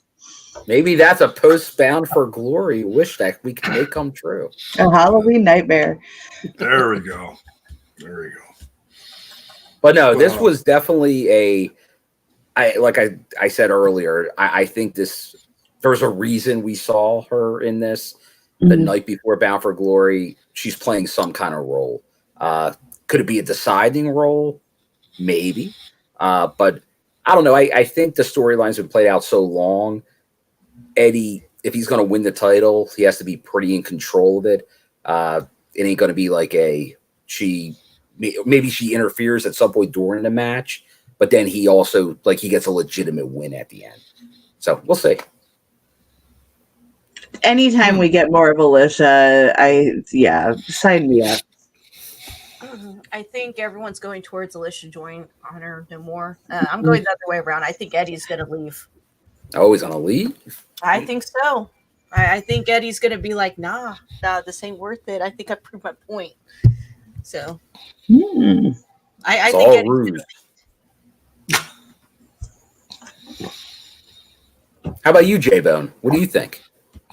I think it's definitely interesting that we see her involved in this. Out of nowhere. Yeah, it's been a while, because normally she has her man's back and Last everything. Time we saw Alicia was when he joined Honor No More, and she said the same thing to him. Yeah, it was something very similar. Like, she was very upset about it. Like he either got kicked out of the house or he's been sleeping on the couch for all these months. He's been rooming with PCO. That's why he's so mad at him. Couching it. It's The Odd Couple. Now, is that a good show for Impact Plus? Eddie and PCO living together in an apartment. It's like, you're quadrigrade. It would end up being like that episode of It's Always Sunny in Philadelphia where Mac and what's his name end up living together in the suburbs, and Mac makes him mac and cheese every day until he drives him insane. Oh, it's such a random episode, but that's just what it would be like. I never watched that one. Oh yeah, they move out to the suburbs. They move out of Philadelphia. They move in the suburbs, and you see a closet, and that's all he has is mac and cheese. Every day it's Mac's famous mac and cheese. That sounds like living someone's best life. Yeah. Mac and cheese I every love day. mac and cheese, but I can't eat it that often. Oh. Lactose. But I still break those rules. I don't care. Small doses. Live dangerously. You know what? I still eat fucking pizza. I don't give a shit. Well, you got a million different things on a pizza. Where are my homies that want to they're on the borderline of living healthy and unhealthy at the same time? Living on the edge. Living on the edge. You're gonna eat a whole bag of pizza rolls, but you're working out 2 hours a day on your cardio. Highest five for you. That's me. I'll eat granola and yogurt for breakfast, and then dinner. Just pounding a pizza. Yeah, Pound it. I'll eat a whole large pizza, but I'll be at the gym. On the treadmill, just numb. You can do anything as long as you move. See, but then the people at the gym are gonna nail you because they're gonna be like, "Oh man, somebody's sweating garlic." Oh, you gotta go when no one's around, so super early in the morning. There you go. Really late at night. There you go. Nice. All right, we are on the main event segment of the evening. Not really a match. Almost Here, kind of. Hakeem with maybe the quote of the night about our little podcast. Only on TNI will we be talking wrestling, sitcoms, and mac and cheese, and I love it. Thank you, Hakeem. Appreciate that. Now I want mac and cheese. God damn it. I don't have any of I bet you make pasta. Mac and cheese, don't you? Yeah, dude. I had seasoning. I make it gourmet. Yeah. I was like, I bet you make some delicious mac and cheese. Yeah. I put it in the oven too. Like a fancy person. Fuck yeah. With breadcrumbs on top. Yeah. Yeah. I think we all just climaxed a little bit. We all climaxed. Either that or all of us really want mac and cheese now. God damn it. I just go to Alicia's Instagram and I'm peeking in there and I see her baking something and I'm like, oh, and I go and hard ice her. I could bake a boot and it would be amazing. I go and hard ice her in her Instagram like, oh. That's funny. Hey. But now, Bell's Boy, finally at the main event at the 91-minute mark. It's a miracle, and it's not even a match. It's a segment. It's a segment. It's a segment that turned into a violent moment. Shenanigans. It's lots of shenanigans. We get the contract signing with Scott D'Amore leading the cause here. We see Bill in the background waving the Canadian flag because he can't help himself. We see. I love it. I'm sorry. I got to fan myself. There's a lot of hot shit going on in this show. Because the chat's so lit. Sorry, I don't know what's going on anymore. I'm tired. It's crazy. It's the night before Bound for Glory. That's what it is. Yeah. There we go. There's a planet in retrograde or something. There are blessings. There are Christmas miracles. And then there's us before Bound for Glory. Bam! Yeah. That too. All right. So Masha Slamovitch comes out to actually some cheers. I was mildly surprised. It wasn't she's got some support out there. Then Jordan Grace comes out with the championship. And they're sitting on opposite sides of the table and giving the contract to Jordan Grace, to Masha Slamovitch first, takes the mic, raises it, and then sets it down. Nothing. No words from Masha Slamovitch. Signs it, gives it back to Scott. Woman of few or no words, he says. Gives it to Jordan. She goes, I got something to say. And she cuts her promo. And the crowd is not eagerly awaiting her words, but they're like, okay. And then all of a sudden, she signs it, and then Masha gets the microphone again, and it's like, oh, she's gonna say something. And she starts speaking in Russian. Mm-hmm. And Jordan's like, what is that? What is that? What did you say? And then Masha goes, Masha's going to kill you. It's like, he dies.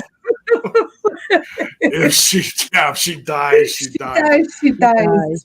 Oh my God. And it was oh my God, please stop. I can't laugh anymore. Oh, we got a super sticker, J-Bode, from Eli. Scissor me, mommy mac and cheese.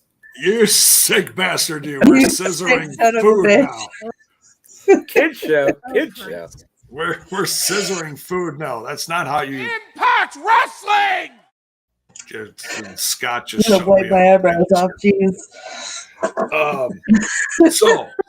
So she's like, Masha's going to kill you. She takes the table and buries, literally buries Jordan Grace underneath it. Because typically somebody goes through a table. Yeah. Not under. It happens. This time the table went through Jordan Grace. How does that happen? I don't know, but Masha makes it happen. I loved this. I loved it, and then she got up and Masha took the table, put it in the corner. It's on an angle. And I'm like, okay, somebody's going through this. And it ends up being Jordan going through it. Masha gets up, takes the championship, and she raises it high above her head. And I love this. What do you guys think? I liked it as a closing segment. It really pumped up the aggression that I think we're going to see out of these two come their match tomorrow. Fuck yeah.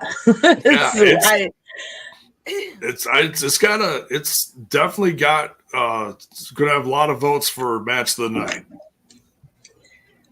Yeah, they promoted 2 matches the longest, and it was the world title match and this match. So they put all their momentum in this, and to close it with this, to give them the final segment, they're giving a vote of confidence that this is going to be something to remember for sure. So I'm looking forward to it. I think they're going to, as Masha would say, kill it. Oh, yeah, absolutely. What do you think? She will crush Jordan. She'll crush her. Crush her.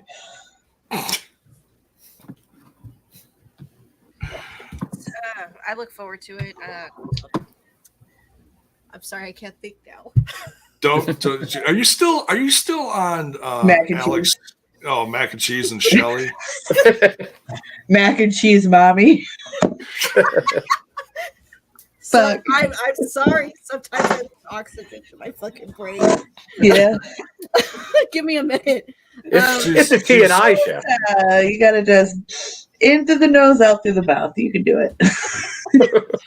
She's too busy. She's got this.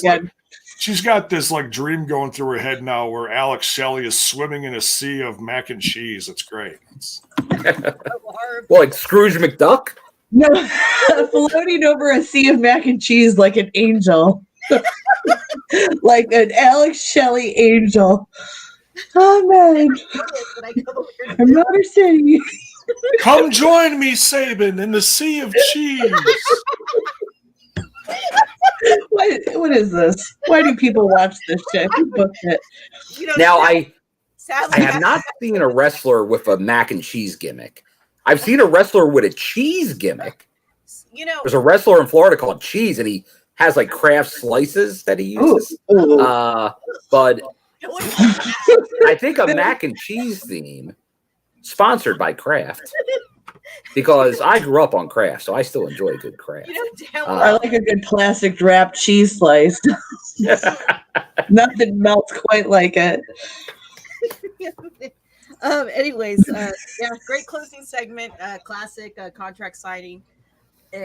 Everything's like makes sense, building up Masha to this point. as we go into tomorrow. I think the knockouts are absolutely going to steal the show tomorrow. This Bound for Glory, so it's going to be lit. Big. And that mac and cheese segment, you know what? You know damn well that would have been a TNA segment. Oh, yeah.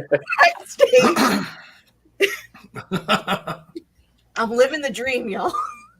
But before we get into the predictions here, I think the question is, where do you think this match goes on the card? Do you think it's the semi-main? Is it the main? I'll be interested to see where it goes. Could it open the show? Will it be in the middle? Let us know where you would book this match. And fingers crossed, I want it to be the main event, because I'll be honest with you, I'm not 100% invested in the world title. Like, I'm not. Like, I'll be honest with you. Eddie's cool and all, and like, I love Josh. I think Josh is like one of the best champions we've had in a long time. But I'm not 100% invested in it, so I would rather have the knockouts be the main event this year. But that's just me. No, that's fine. Yeah. Let us know in the chat what you think as we no one's wrong go here. over the predictions. J-Bone, would you like to? Do you want to get a share screen of Rooney? Do you want to get the card up as we discuss the matches, or do you have a listing? Yeah. Let me bring that up.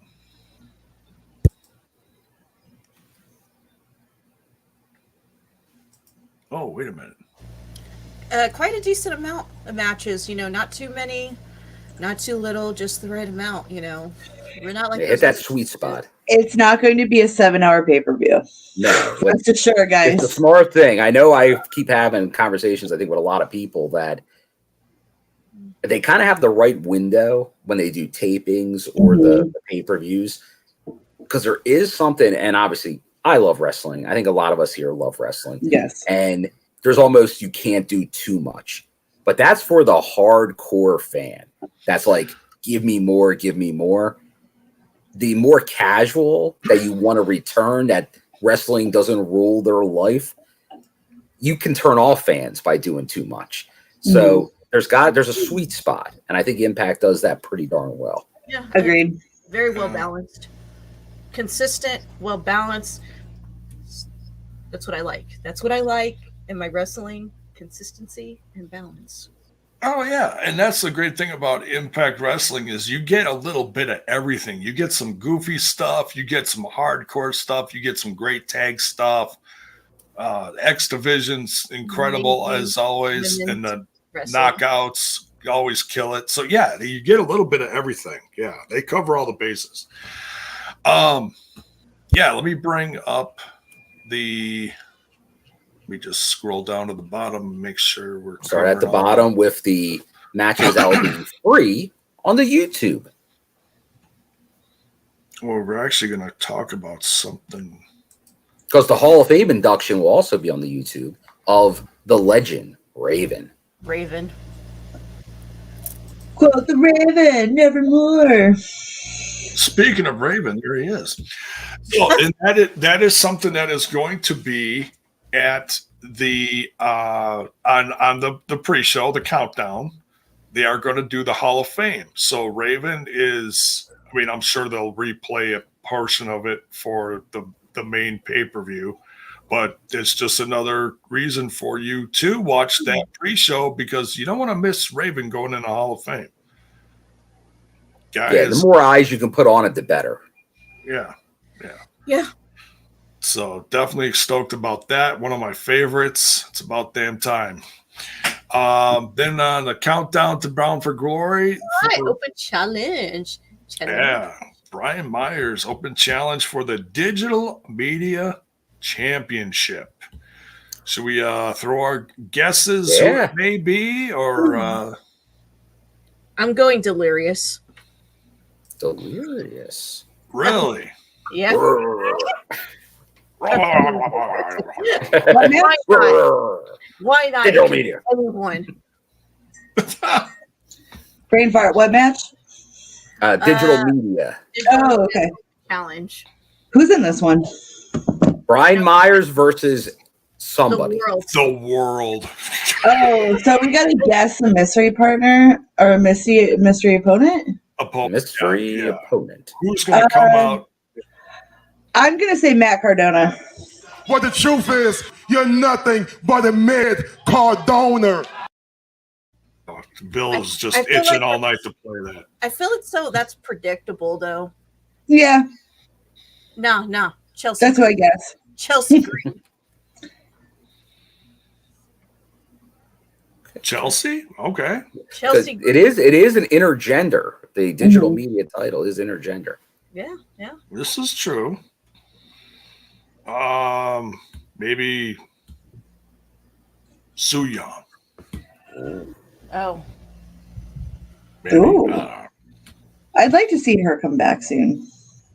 I think she's going to show up. I've been saying this for a while, but I think tomorrow night she's going to show up. It's like, all right, come on. Let's I hope so. Let's go. Let's kick this into gear. Maybe someone from New Japan. Oh. I'm guessing. Like maybe from someone we haven't seen before. Like Filthy Tom Lawler. Filthy Tom. Oh, that'd be interesting. The Daisy Dukes. But is he much of a social media guy? I don't know. I just like that he comes out to Hanging Tough. Which they wouldn't play. Are you serious? He comes out to Hanging Tough. Oh my God. Wow, that's a trip back to high school where me and my buddy were just like making fun of his sister for having Sometimes it's Kiss, what's it? The Seal song, Kiss from a Rose. Kiss from a Rose. Wow. Ba-da-da, ba-da-da, ba-da-da. That song makes no sense.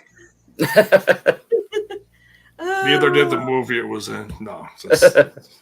I actually like the movies. I like some of those goofy ass Batman You like movies. the flickers? Yeah. He hasn't seen.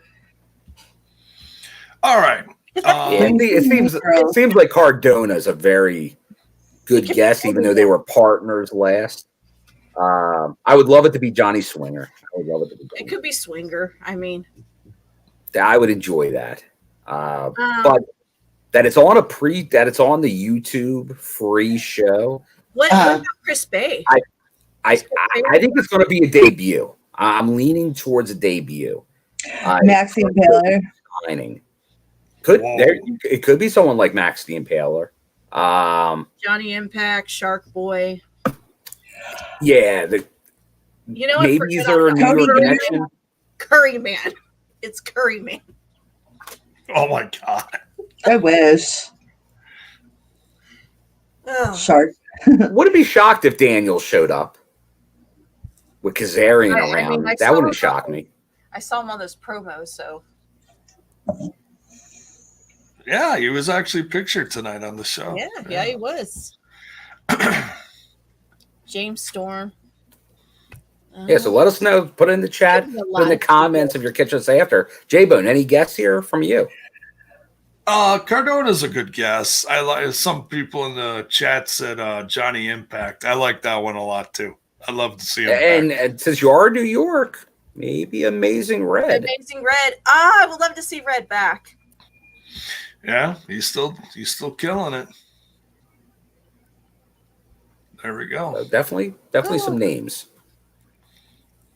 Next. But does anyone think Brian Myers loses to whoever? Oh, yeah. Yes. Everybody thinks he loses. Oh yeah.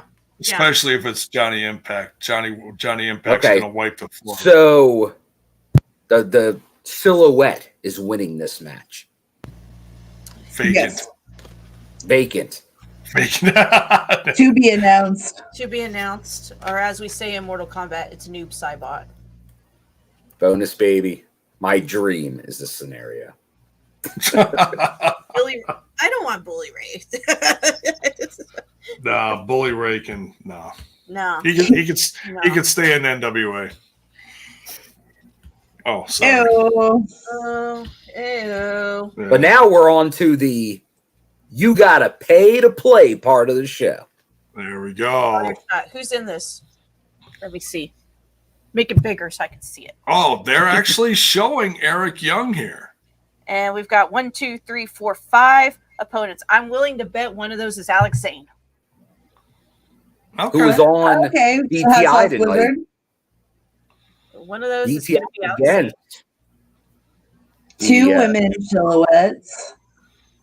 2 women and 3 men. I mean, and that really doesn't mean anything. It could be just throwing silhouettes out there just to, it doesn't have to be. It could be a group of guys. Could be one guy. Who knows?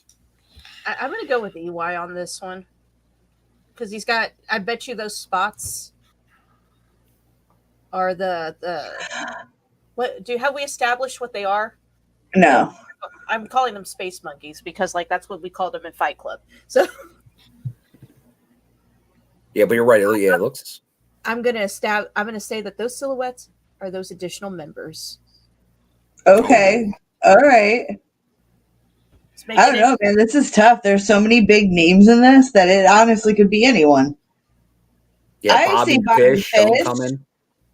Bobby because I'm going with the predictable route because to bring in a name, a bigger name, and to put him in a match like this, it kind of is like, well, maybe he's gonna win it. Yeah, but people. Those are additional people. Those are mystery. Yeah. Very interesting. Very interesting grouping. Mm-hmm. That's going to be a fun one. We haven't seen Chris or Ace, so I mean, 2 of those spots could be easily Chris and Ace. Oh, sure. Yeah, like Ace, Bay, Trey. Oh, that's possible, but right. Trey. Juice.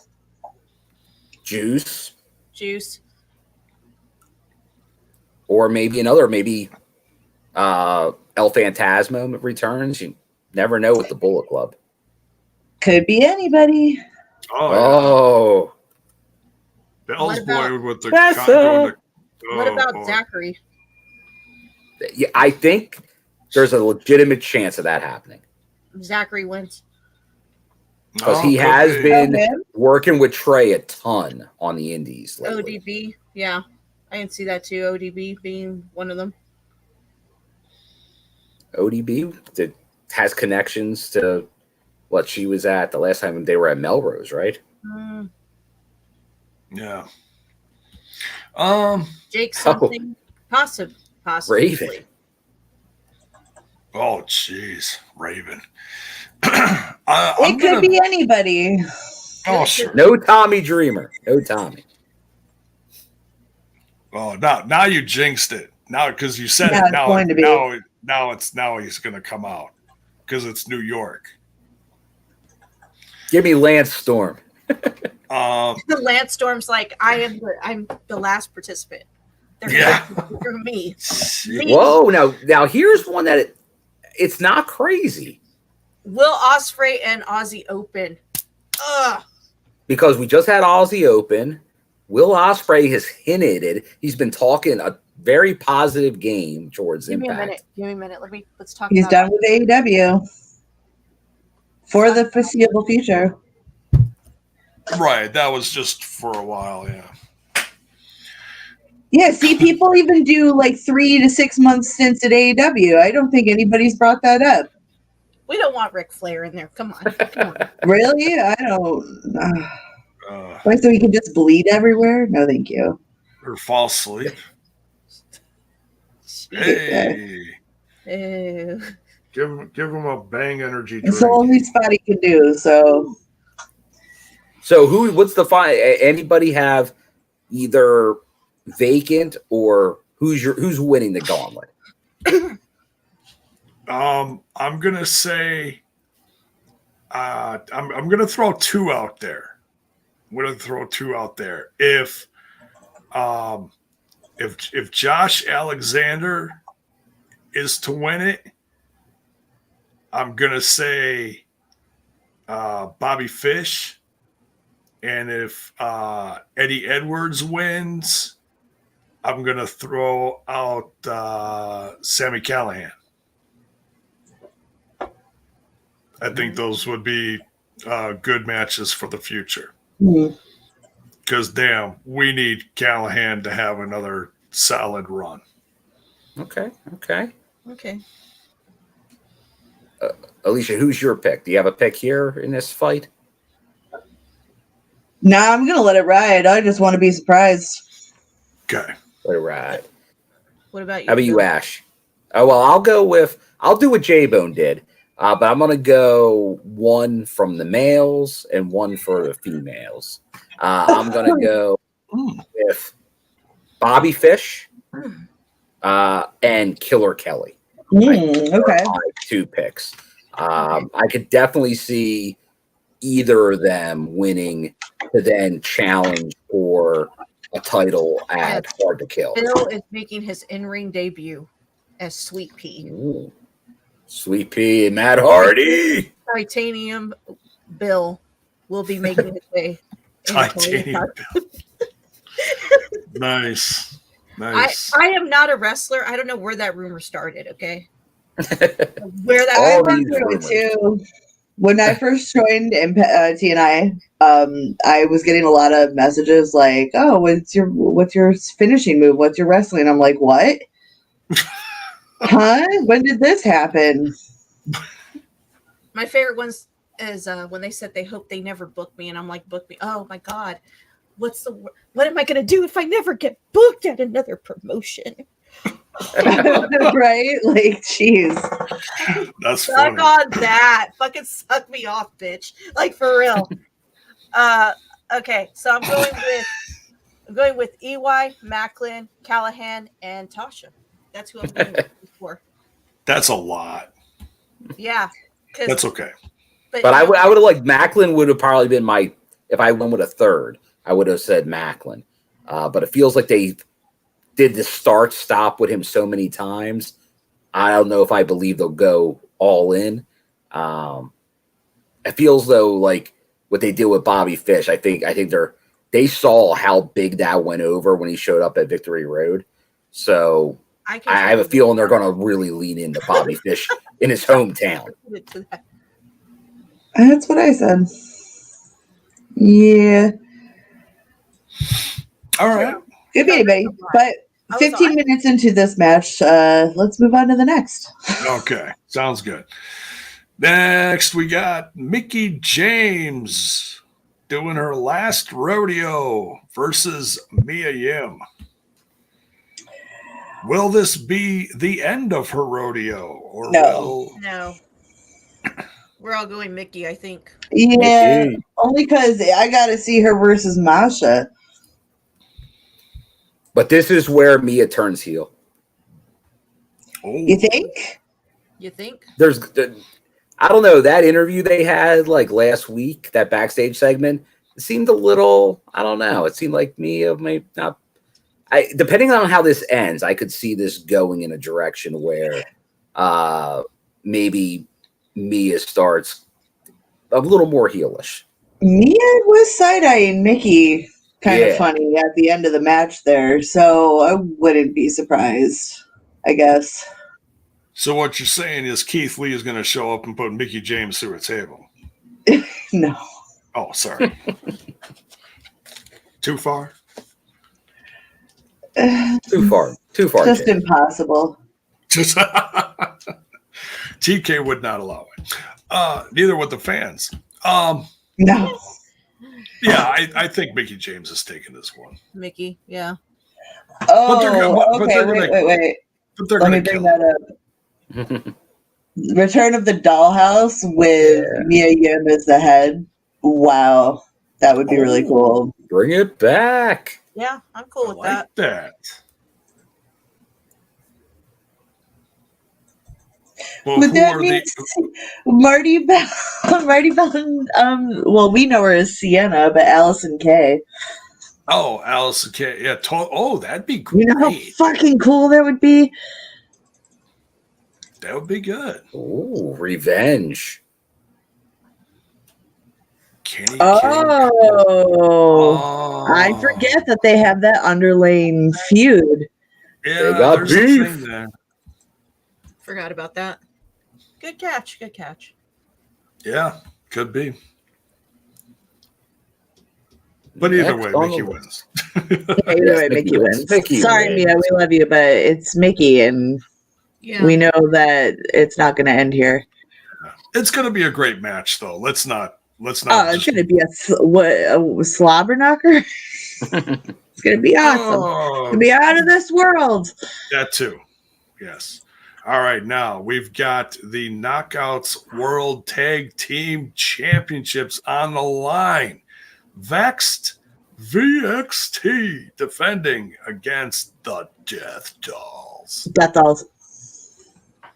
Really? Yeah, of course. Oh, yeah, I'm going to pick someone else other than my favorite team. Okay.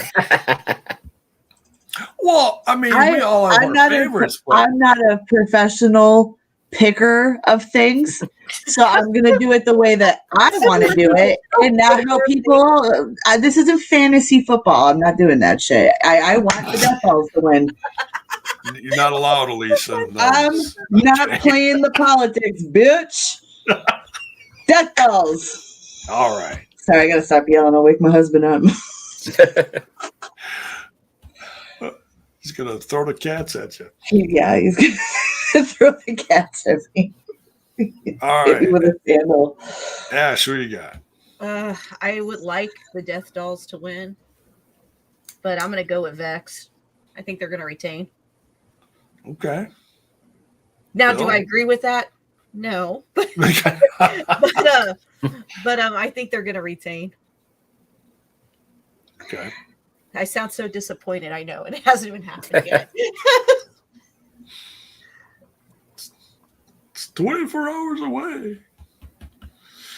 They need to have a feud develop here. So, and that's kind of, if there's any title in Impact Wrestling that somebody can quickly take after maybe not even being, but there is history among everybody in the Death Dolls. So I think they will defeat Vexed and win the belts. There could be some back and forth after this. So they need a feud. I think if they just lose their first time out, I don't know about the story unless this is a turn with Rosemary, who's just going to bail on them and turn into a whole new thing. But I don't see that happening. I think Death Dolls will come out on top in this one. But watch Rosemary at ringside for this one.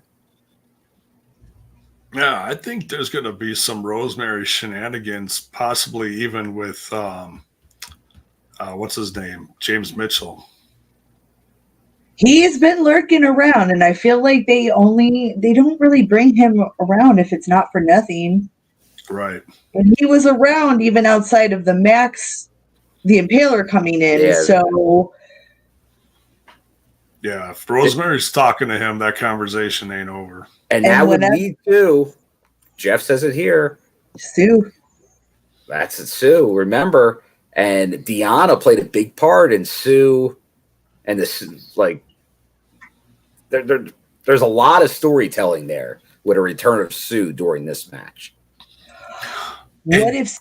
Oh, well, and there's even a lot of history between Havoc and James Mitchell, because didn't she kill him or something?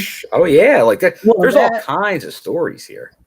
James is who brought Havoc in to rescue Sue from Rosemary. Right. Yeah. So there's history. Like anybody from the what's it called? The Undead Realm. Undead Realm. Sorry. Connected in some way. So I often feel like when they start going in certain directions, it's like those indicators. And this is why it's like, I think we're all saying Sue's probably due to come back for Bound for Glory. What a surprise that would be. What if, and so this is my little brain explosion a minute ago, is what if so there's no win in the match on either side, okay? So no change of the belt. But what if Sue comes down to take out Deanna as like payback and like messes up her thing? So that way, it's like A girl can dream. I don't know. I don't know. And you also got to wonder if the undead brides are going to come with Su Yung if she comes back, or is it going to be solo? Lots of options. J-Bone, are we having a review tomorrow night? Because my understanding is we were. Oh, yeah. Oh, yeah. It'll be because I'm booked. After Bound for Glory. That's all. Apparently, I'm booked to be here. But all right. Fine. I enjoy it. Cool. Just hanging out with my homies. There you go. But yeah, I'm kind of in the agreement with Ash. I would love Death Dolls to win because I think JesSICKa is like the best thing since sliced bread going right now in Impact Wrestling. But I got a feeling Vexed is going to win. But I hope I'm wrong. Going mind over heart, J-Bone. Yep. That's how I felt. So, but it should be a lot. No matter what happens, I'm not going to overthink it. Certainly a lot of room for shenanigans, but let's not put all our cards in that because I used to do that and get so upset when shit wouldn't happen. All right, now potential for the match of the evening. X Division Championship on the line. Mike Bailey defending against 4-time champ, X Division legend, Frankie Kazarian. Speedball. Kaz. Oh. Serotonin. Serotonin, bitches. Serotonin, bitches. That's who's going to win. Interference by Raven. Interference by Raven. Yeah, exactly. Ow. If Kaz would technically be the only member of any form of flock that would be in the same element, so. Well, you got Alexis LeRae. Yes, but do they acknowledge that? Because she's Mickie James. She's been Mickie James since she came back the first time. So, like, I get the vibe that when they do this kind of thing, like the former gets erased. It's like Jade for Mia Yim.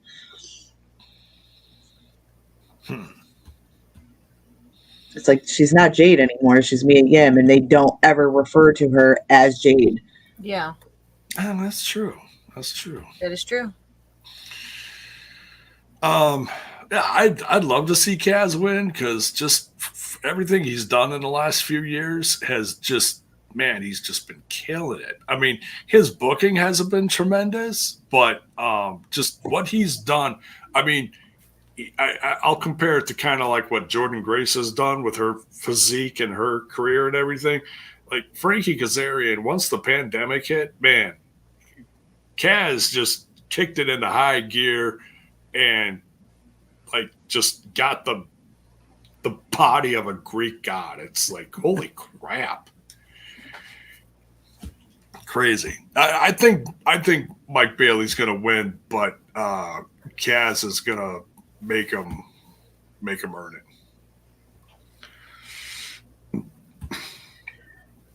Next. That it? All right. Let's make sure. Me or Bill? Who's going? Oh, yeah. Oh, well, Bailey. Oh. Speedball. Sorry, guys. Oh. Just gonna make sure everybody gets their stuff in. Brain fire. I do know that it was brought to my attention that if Kaz wins, he'll be like, I think, like the 100th X Division champion or some shit like that. So it is a possibility. However, they're putting that fucking 3-letter promotion name on there. I'm going to go with Bailey, and whoever wins the gauntlet's going to challenge Bailey at the end. Bailey will lose the belt like that way. That's what I'm going with. Oh. Prediction. Wow. All right. Yeah. If Miss Tracy Brooks is in the audience, I might change my mind, but if not, I'm sticking with Speedball. Yeah. Speedball, and whoever wins the gauntlet. Gotcha. All right. Oh, tag titles. Tag titles. The Kingdom. Taven and Bennett defending against the Motor City Machine Guns. Alex, Shelley, settle down, Ash, and Sabin. Why does everyone think I have no control? Well, everything. Control your narrative. Everyone thinks I have no restraint. Okay. I want like, this isn't me being biased, but I want the Guns to win just to see bias the house. No. There's a reason for this. The Guns will be like the champions for like the 100th time, but I want them to win just so I could see the freaking the Kingdom Twitter, the art or Twitter lose their shit. Okay. There would be some losing of shit. I just want them to lose it, like, and I'll keep reminding them and being like, you remember when the Kingdom wasn't on the meet and greet, but the Guns were.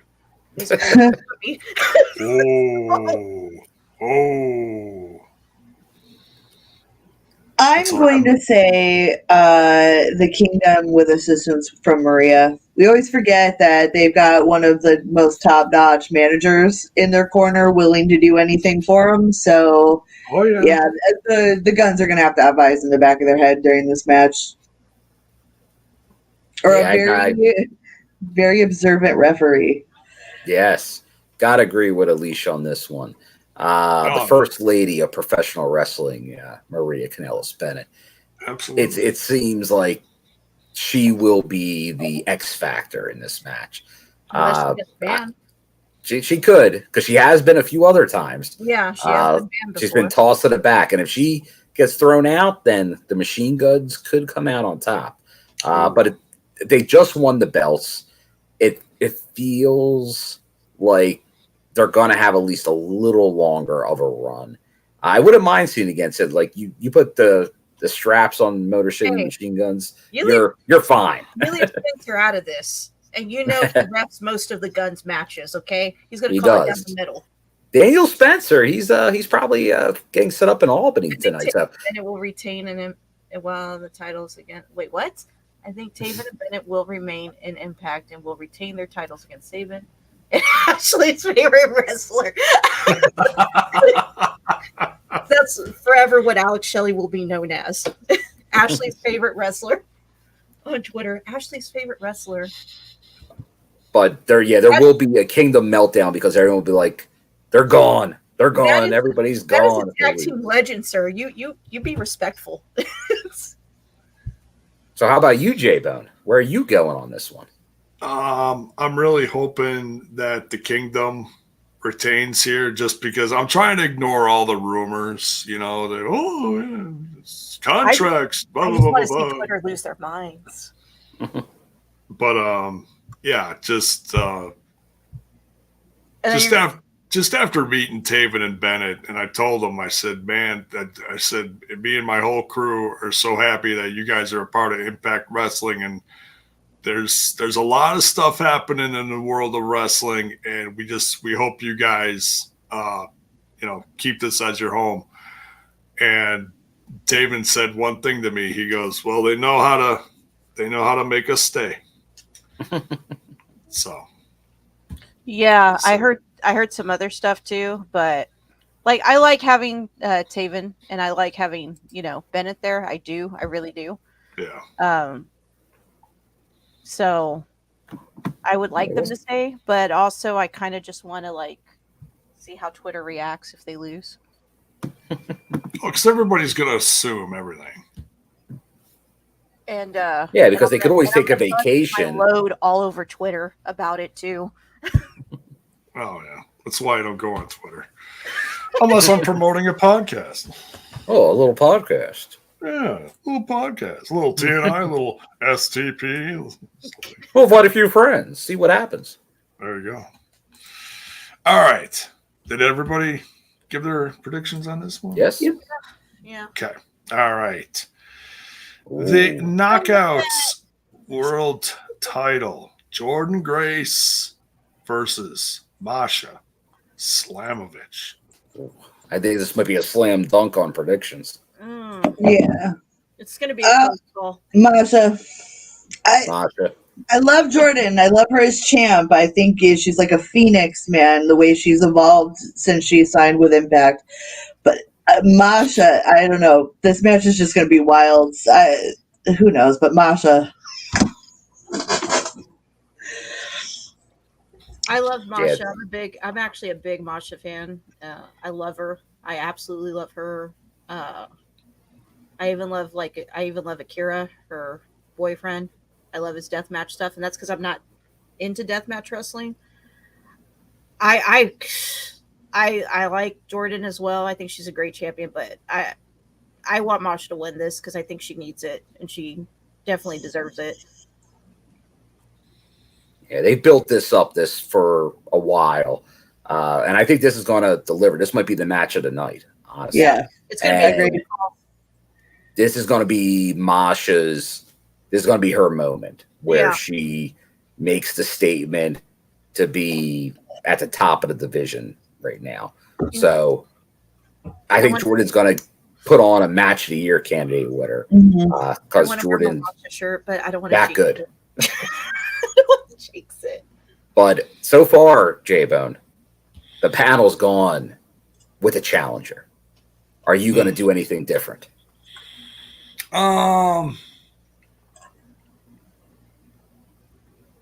It's intimidating, and not intimidating that you guys all picked Masha. It's intimidating saying that Masha is intimidating.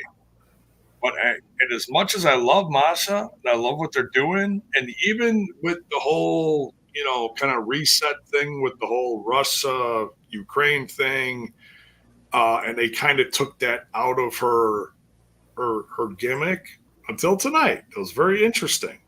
It was they kept it subtle. Which I thought was fine. I'm not saying she can't do it. But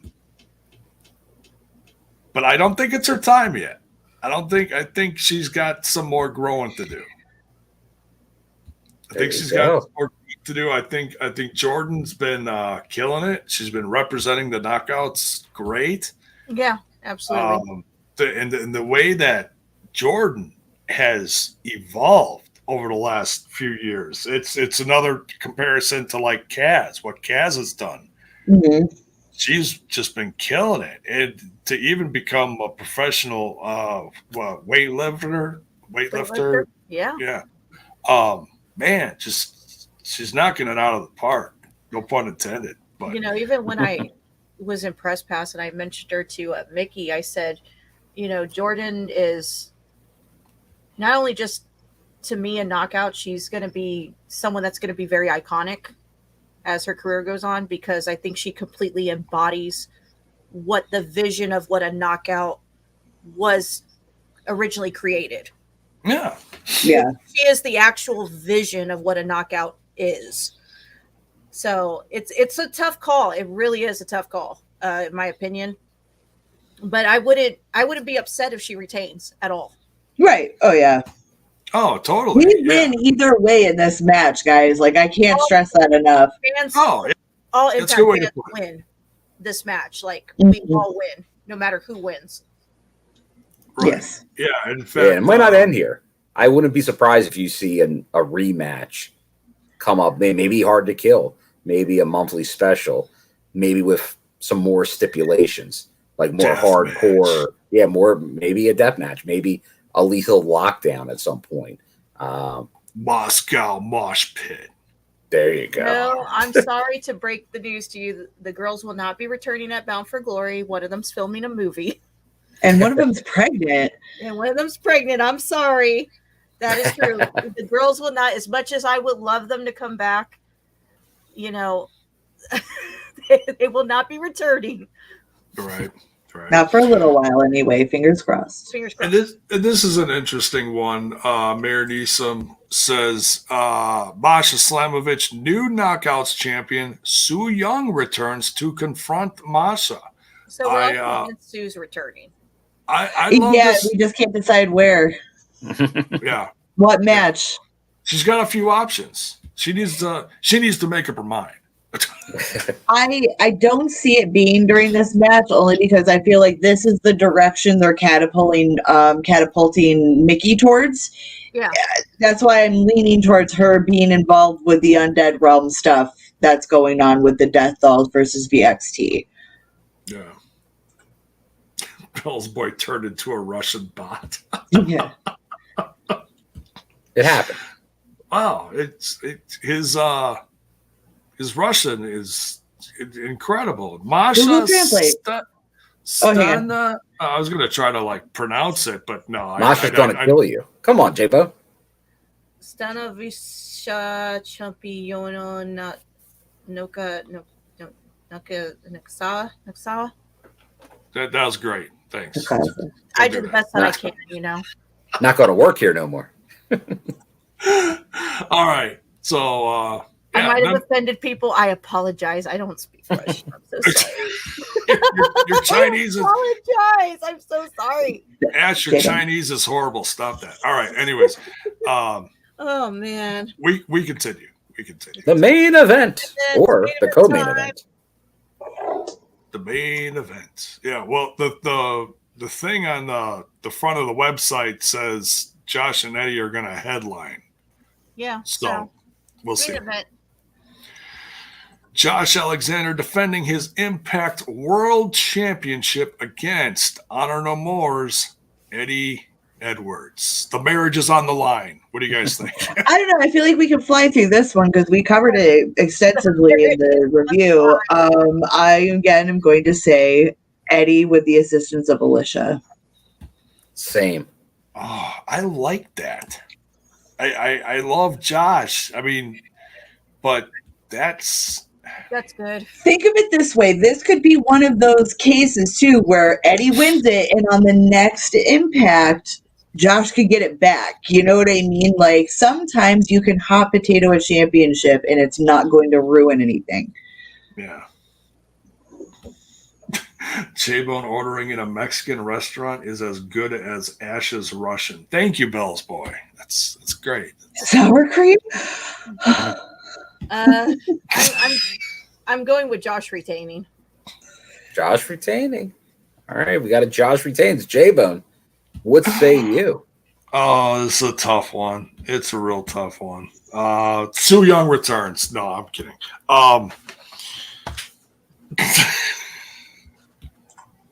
You could, yeah. If you don't know, just say Su Yung. Just that's good because we've given her about 9 options tonight. I've heard if you say her name 7 times, she'll come back. Well, she'll appear. Well, you know whose name we've been saying? Justin Miller with another super sticker, $4.99. Money towards purchasing the Rosetta Stone saltware for J-Bo. Me? Yeah, you really should, though. I know. They hate it when I roll up the Taco Bell and I can't even order it, whatever. Impact Wrestling! Thank you, Justin. So do you say jalapenos instead of jalapenos? Jalapenos? I say chimichangas. Can I get one of those armadillos?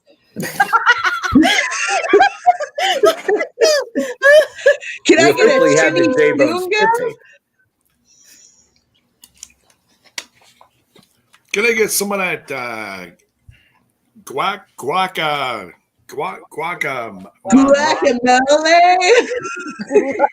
Did you say Black? Is that duck? Quack. Man, that green shit you put on there, that's incredible. Let me get some of that. Did you say gulak? Gulak. I just said guac. Like a duck. Guac. Quack. What do the ducks say? G-U-A-C. Quack. Quack. All right. Quesadillas. Stop it. Anyone like a quesadillas? I'm just gonna throw my hands up in the air on this one. I don't know who to pick. Oh, J-Bo. Indecisive. I'm gonna be indecisive on this one. It's loud. It's gonna be fun though. I mean, this card's loaded with great wrestling. I don't think. Well, I'll say this for all the fans that demanded, if Lish doesn't come get involved with the shenanigans, for Josh to win, Team Canada return. Oh. I was gonna say if Alicia gets involved, who's to say Jade doesn't come out? Oh yeah. Oh, if she does, I'm saying if no Lish, then maybe Team Canada. Okay. Is, the way. But I wouldn't be opposed to seeing Lish and Jade tussle. Oh wait, Bell's boy. Super sticker. Josh retains and afterwards is challenged by a surprise challenger, Jacob Fatu. Whoa! I don't want that. Hold the guacamole. What's this guy doing here? That's the werewolf guy, right? Yeah, Simone Werewolf. Simone Werewolf. I've seen him in a couple of Circle 6 matches, and wow, that's a force to be reckoned with if I've ever seen it. Didn't they have a match at Ric Flair's? Yeah, that's why I said they did. I didn't watch that shit. That could be the follow-up. So yeah, get my money. Be interesting. I believe that was a no contest. But nobody won that one because Cardona showed up. Damn Cardona. Damn you, Cardona. Nothing but a mid Cardona. That's right. Predictions up or? That's the show. That's all the predictions. That's all right. So that's a nice card. Tune in. It was a lovely card. Find out and then watch the review to see what we all think about it. What's everybody looking forward to the most though? And put it in the chat. Let's do this last round and then we'll get out of here. What? What am I looking forward to? Don't fuck with me. Okay, I'll repeat it again. Alicia, do you like guacamole on your chimichangas? No. What are you looking forward to the most at this pay-per-view? I like guac on everything, but I am most looking forward to Masha versus Jordan. And Death Dolls versus VXT. It's all about the women this Bound for Glory for me. So the knockouts are killing it. Yeah. Hell yeah. All right. Ash, what say you? I am looking forward to actually Jordan and Masha. Okay. Bill? Yeah, y'all thought I was going to if I can choose Johnny Swinger challenging Brian Myers for the DMC title, but he is in the gauntlet, so I can't choose that. I obviously got to agree with the ladies here. Jordan and Masha that is what I think is the feature of the show. That's the draw, as Sami Callihan would say. And I think Josh and Eddie's going to be very good. I think Honor No More have a big night. But it's Masha and Jordan losing. I'm just kidding. Hey. I'm just being a jerk. How about you, J-Bone?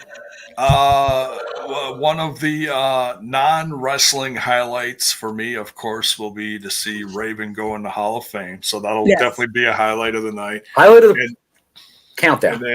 And then I will say I'm going to throw a different one out there. I mean, yeah, the knockouts are going to kill it. And if I can't pick one of those, I'm going to pick the tag team championship match. There you go. Oh, I honestly don't care who wins that one. I love tag team wrestling. So, and I like surprises. Yeah, Justin Miller, thank you. Thank you. This might be his moment. And honestly, I'm with you, Justin. I think there is a real possibility of EC3 showing up at this show. That is a good point. I have a feeling. Could it be the DMC title match? I think with the stuff with VBD going on, I'm feeling certain vibes going on. I'm bringing the jacket because I think it could happen. So, Bill's with me. You're bringing out the EC3 jacket. That's serious business. So I believe it could happen. I'll definitely have it all in the car. Will it get into the building? We'll see. Maybe not. But Impact Wrestling. Oh, come on. It doesn't matter if they win. You know they're going to come out. You know I'm going to. But, like, never mind. I'm not going to say that on here. Who said that? Oh, media scrum? Yeah, definitely looking forward to the media scrum. Yeah. You know, they're so controversial. Oh, here. I just want to kind of point this out. I see a name that, well, it's hard to say because with everything that kind of happened with that situation, which we're obviously not going to get into, but I wouldn't be opposed to seeing Lady Frost as she's still on the roster, but it's just complicated. I'm not necessarily sure they're ready to bring her back yet. What about Taylor Wilde? Oh, she has been. I would like that. Let's will it into. Let's manifest it. Yes, Taylor. I would not like get your crystals. That I would not be opposed to being Taylor. I love her. Her and her witchy self. Have it be Taylor Wilde and Sarita, and then they can tag and go after the Knockouts tag titles. No shit. The OGs. She's still on contract. She said on contract. I was like, I would not be opposed to Taylor. I would not. Especially, she seems to be. I feel like if she were to come back, she'd have a completely different look. She seems to be leaning. Obviously, this is a gimmick. This is part of her real life, but she's leaning really into her witchy self. Not just for spooky season. She's charging her crystals and burning her sage, and I would like her to poof right into Impact. Come on, girl. She's not that far away either. Yeah. So come on. Yeah. Even if she's in the undead realms cleansing shit. And that thing, she could fit there too, so. I could do itself. We could use some extra cleansing. We could. This retrograde kicked our ass. Get that Palo Santo. The what? Palo Santos. It's a wood you burn. For purifying energy and stuff. Because like a new world for J-Bone. Did it not kick your ass, new retrograde? In different levels? I had really weird dreams. Very vivid, weird, borderline nightmare dreams. Yeah. I'm fine now. J-Bone after a couple of lollipops. And I ain't sprinkling stuff happened in my life. I ain't sprinkling in none of that shit on my chimichangas. Let me tell you that right now. It doesn't affect the end until like 2 more days, from what I heard. Like the after. Well, we'll see. I tend to thrive in any kind of retrograde because I love chaos energy. You remember that time we saw some crazy shit on Twitter, both you and I, and we both were like, the exact same time, we were all like, what retrograde is this? Yes. At the exact same time. Because when certain shit starts popping off, it's going to be something like that. Some planet is out of a line. And then I looked it up, and then I told you, and you're like, oh, that makes sense. I was like, Anyway, sorry, guys. We might as well wrap this up. Bill, I'm scared now. Be scared, J-Bone. Be scared. I am absolutely terrified. Think of this, J-Bone. It's like the end of Beetlejuice. When he sprinkles the dust on Beetlejuice's head and he shrinks. Oh, I've had enough problems with that kind of stuff in my lifetime. Okay. All right. Well, anyway, thanks for coming to the show. Thank you to everybody who donated in the chat. We appreciate every bit that you guys are willing to give. And once again, hopefully we're giving you guys what you want to see. Love you guys. Thanks for coming through. Oh, yeah. Thanks, and thanks for joining us, Ash. Yes. Ash is going to join us tomorrow for the review of the Bound for Glory. And Bill is not, because he's going to be, although he might I'll be there. I'm only going to be a few minutes away. Well, this is true. If he zooms to his motel and the Wi-Fi is working properly. I actually might be staying at the same hotel that they filmed the Killer Kelly vignettes from. Oh, wowers. Well, no, of course not, but a sleazy motel, I'm sure. Because that's what I do. Oh, $5 deals, yeah. $5 deals. Check the beds, check your shoes, and leave a light on. Leave the light on for you. There we go. Anything we're hoping for tomorrow night in general? Any what? Anything we're hoping for tomorrow night in general? I want my brain to explode of how good this fucking Bound for Glory is. There we go. I want a good sliced bread. That's what I want. You'll get some sliced bread. You'll get sliced bread. Sliced bread number 2. Sliced bread number 2 off of like a turnbuckle or some shit. That's what I'm hoping for. But Eva Marie does it. In slow-mo, if you will. Very sorry. slow. Anyway.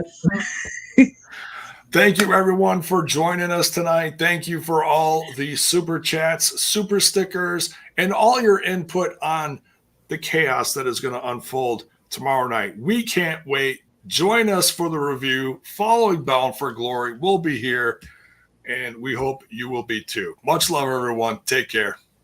Good night.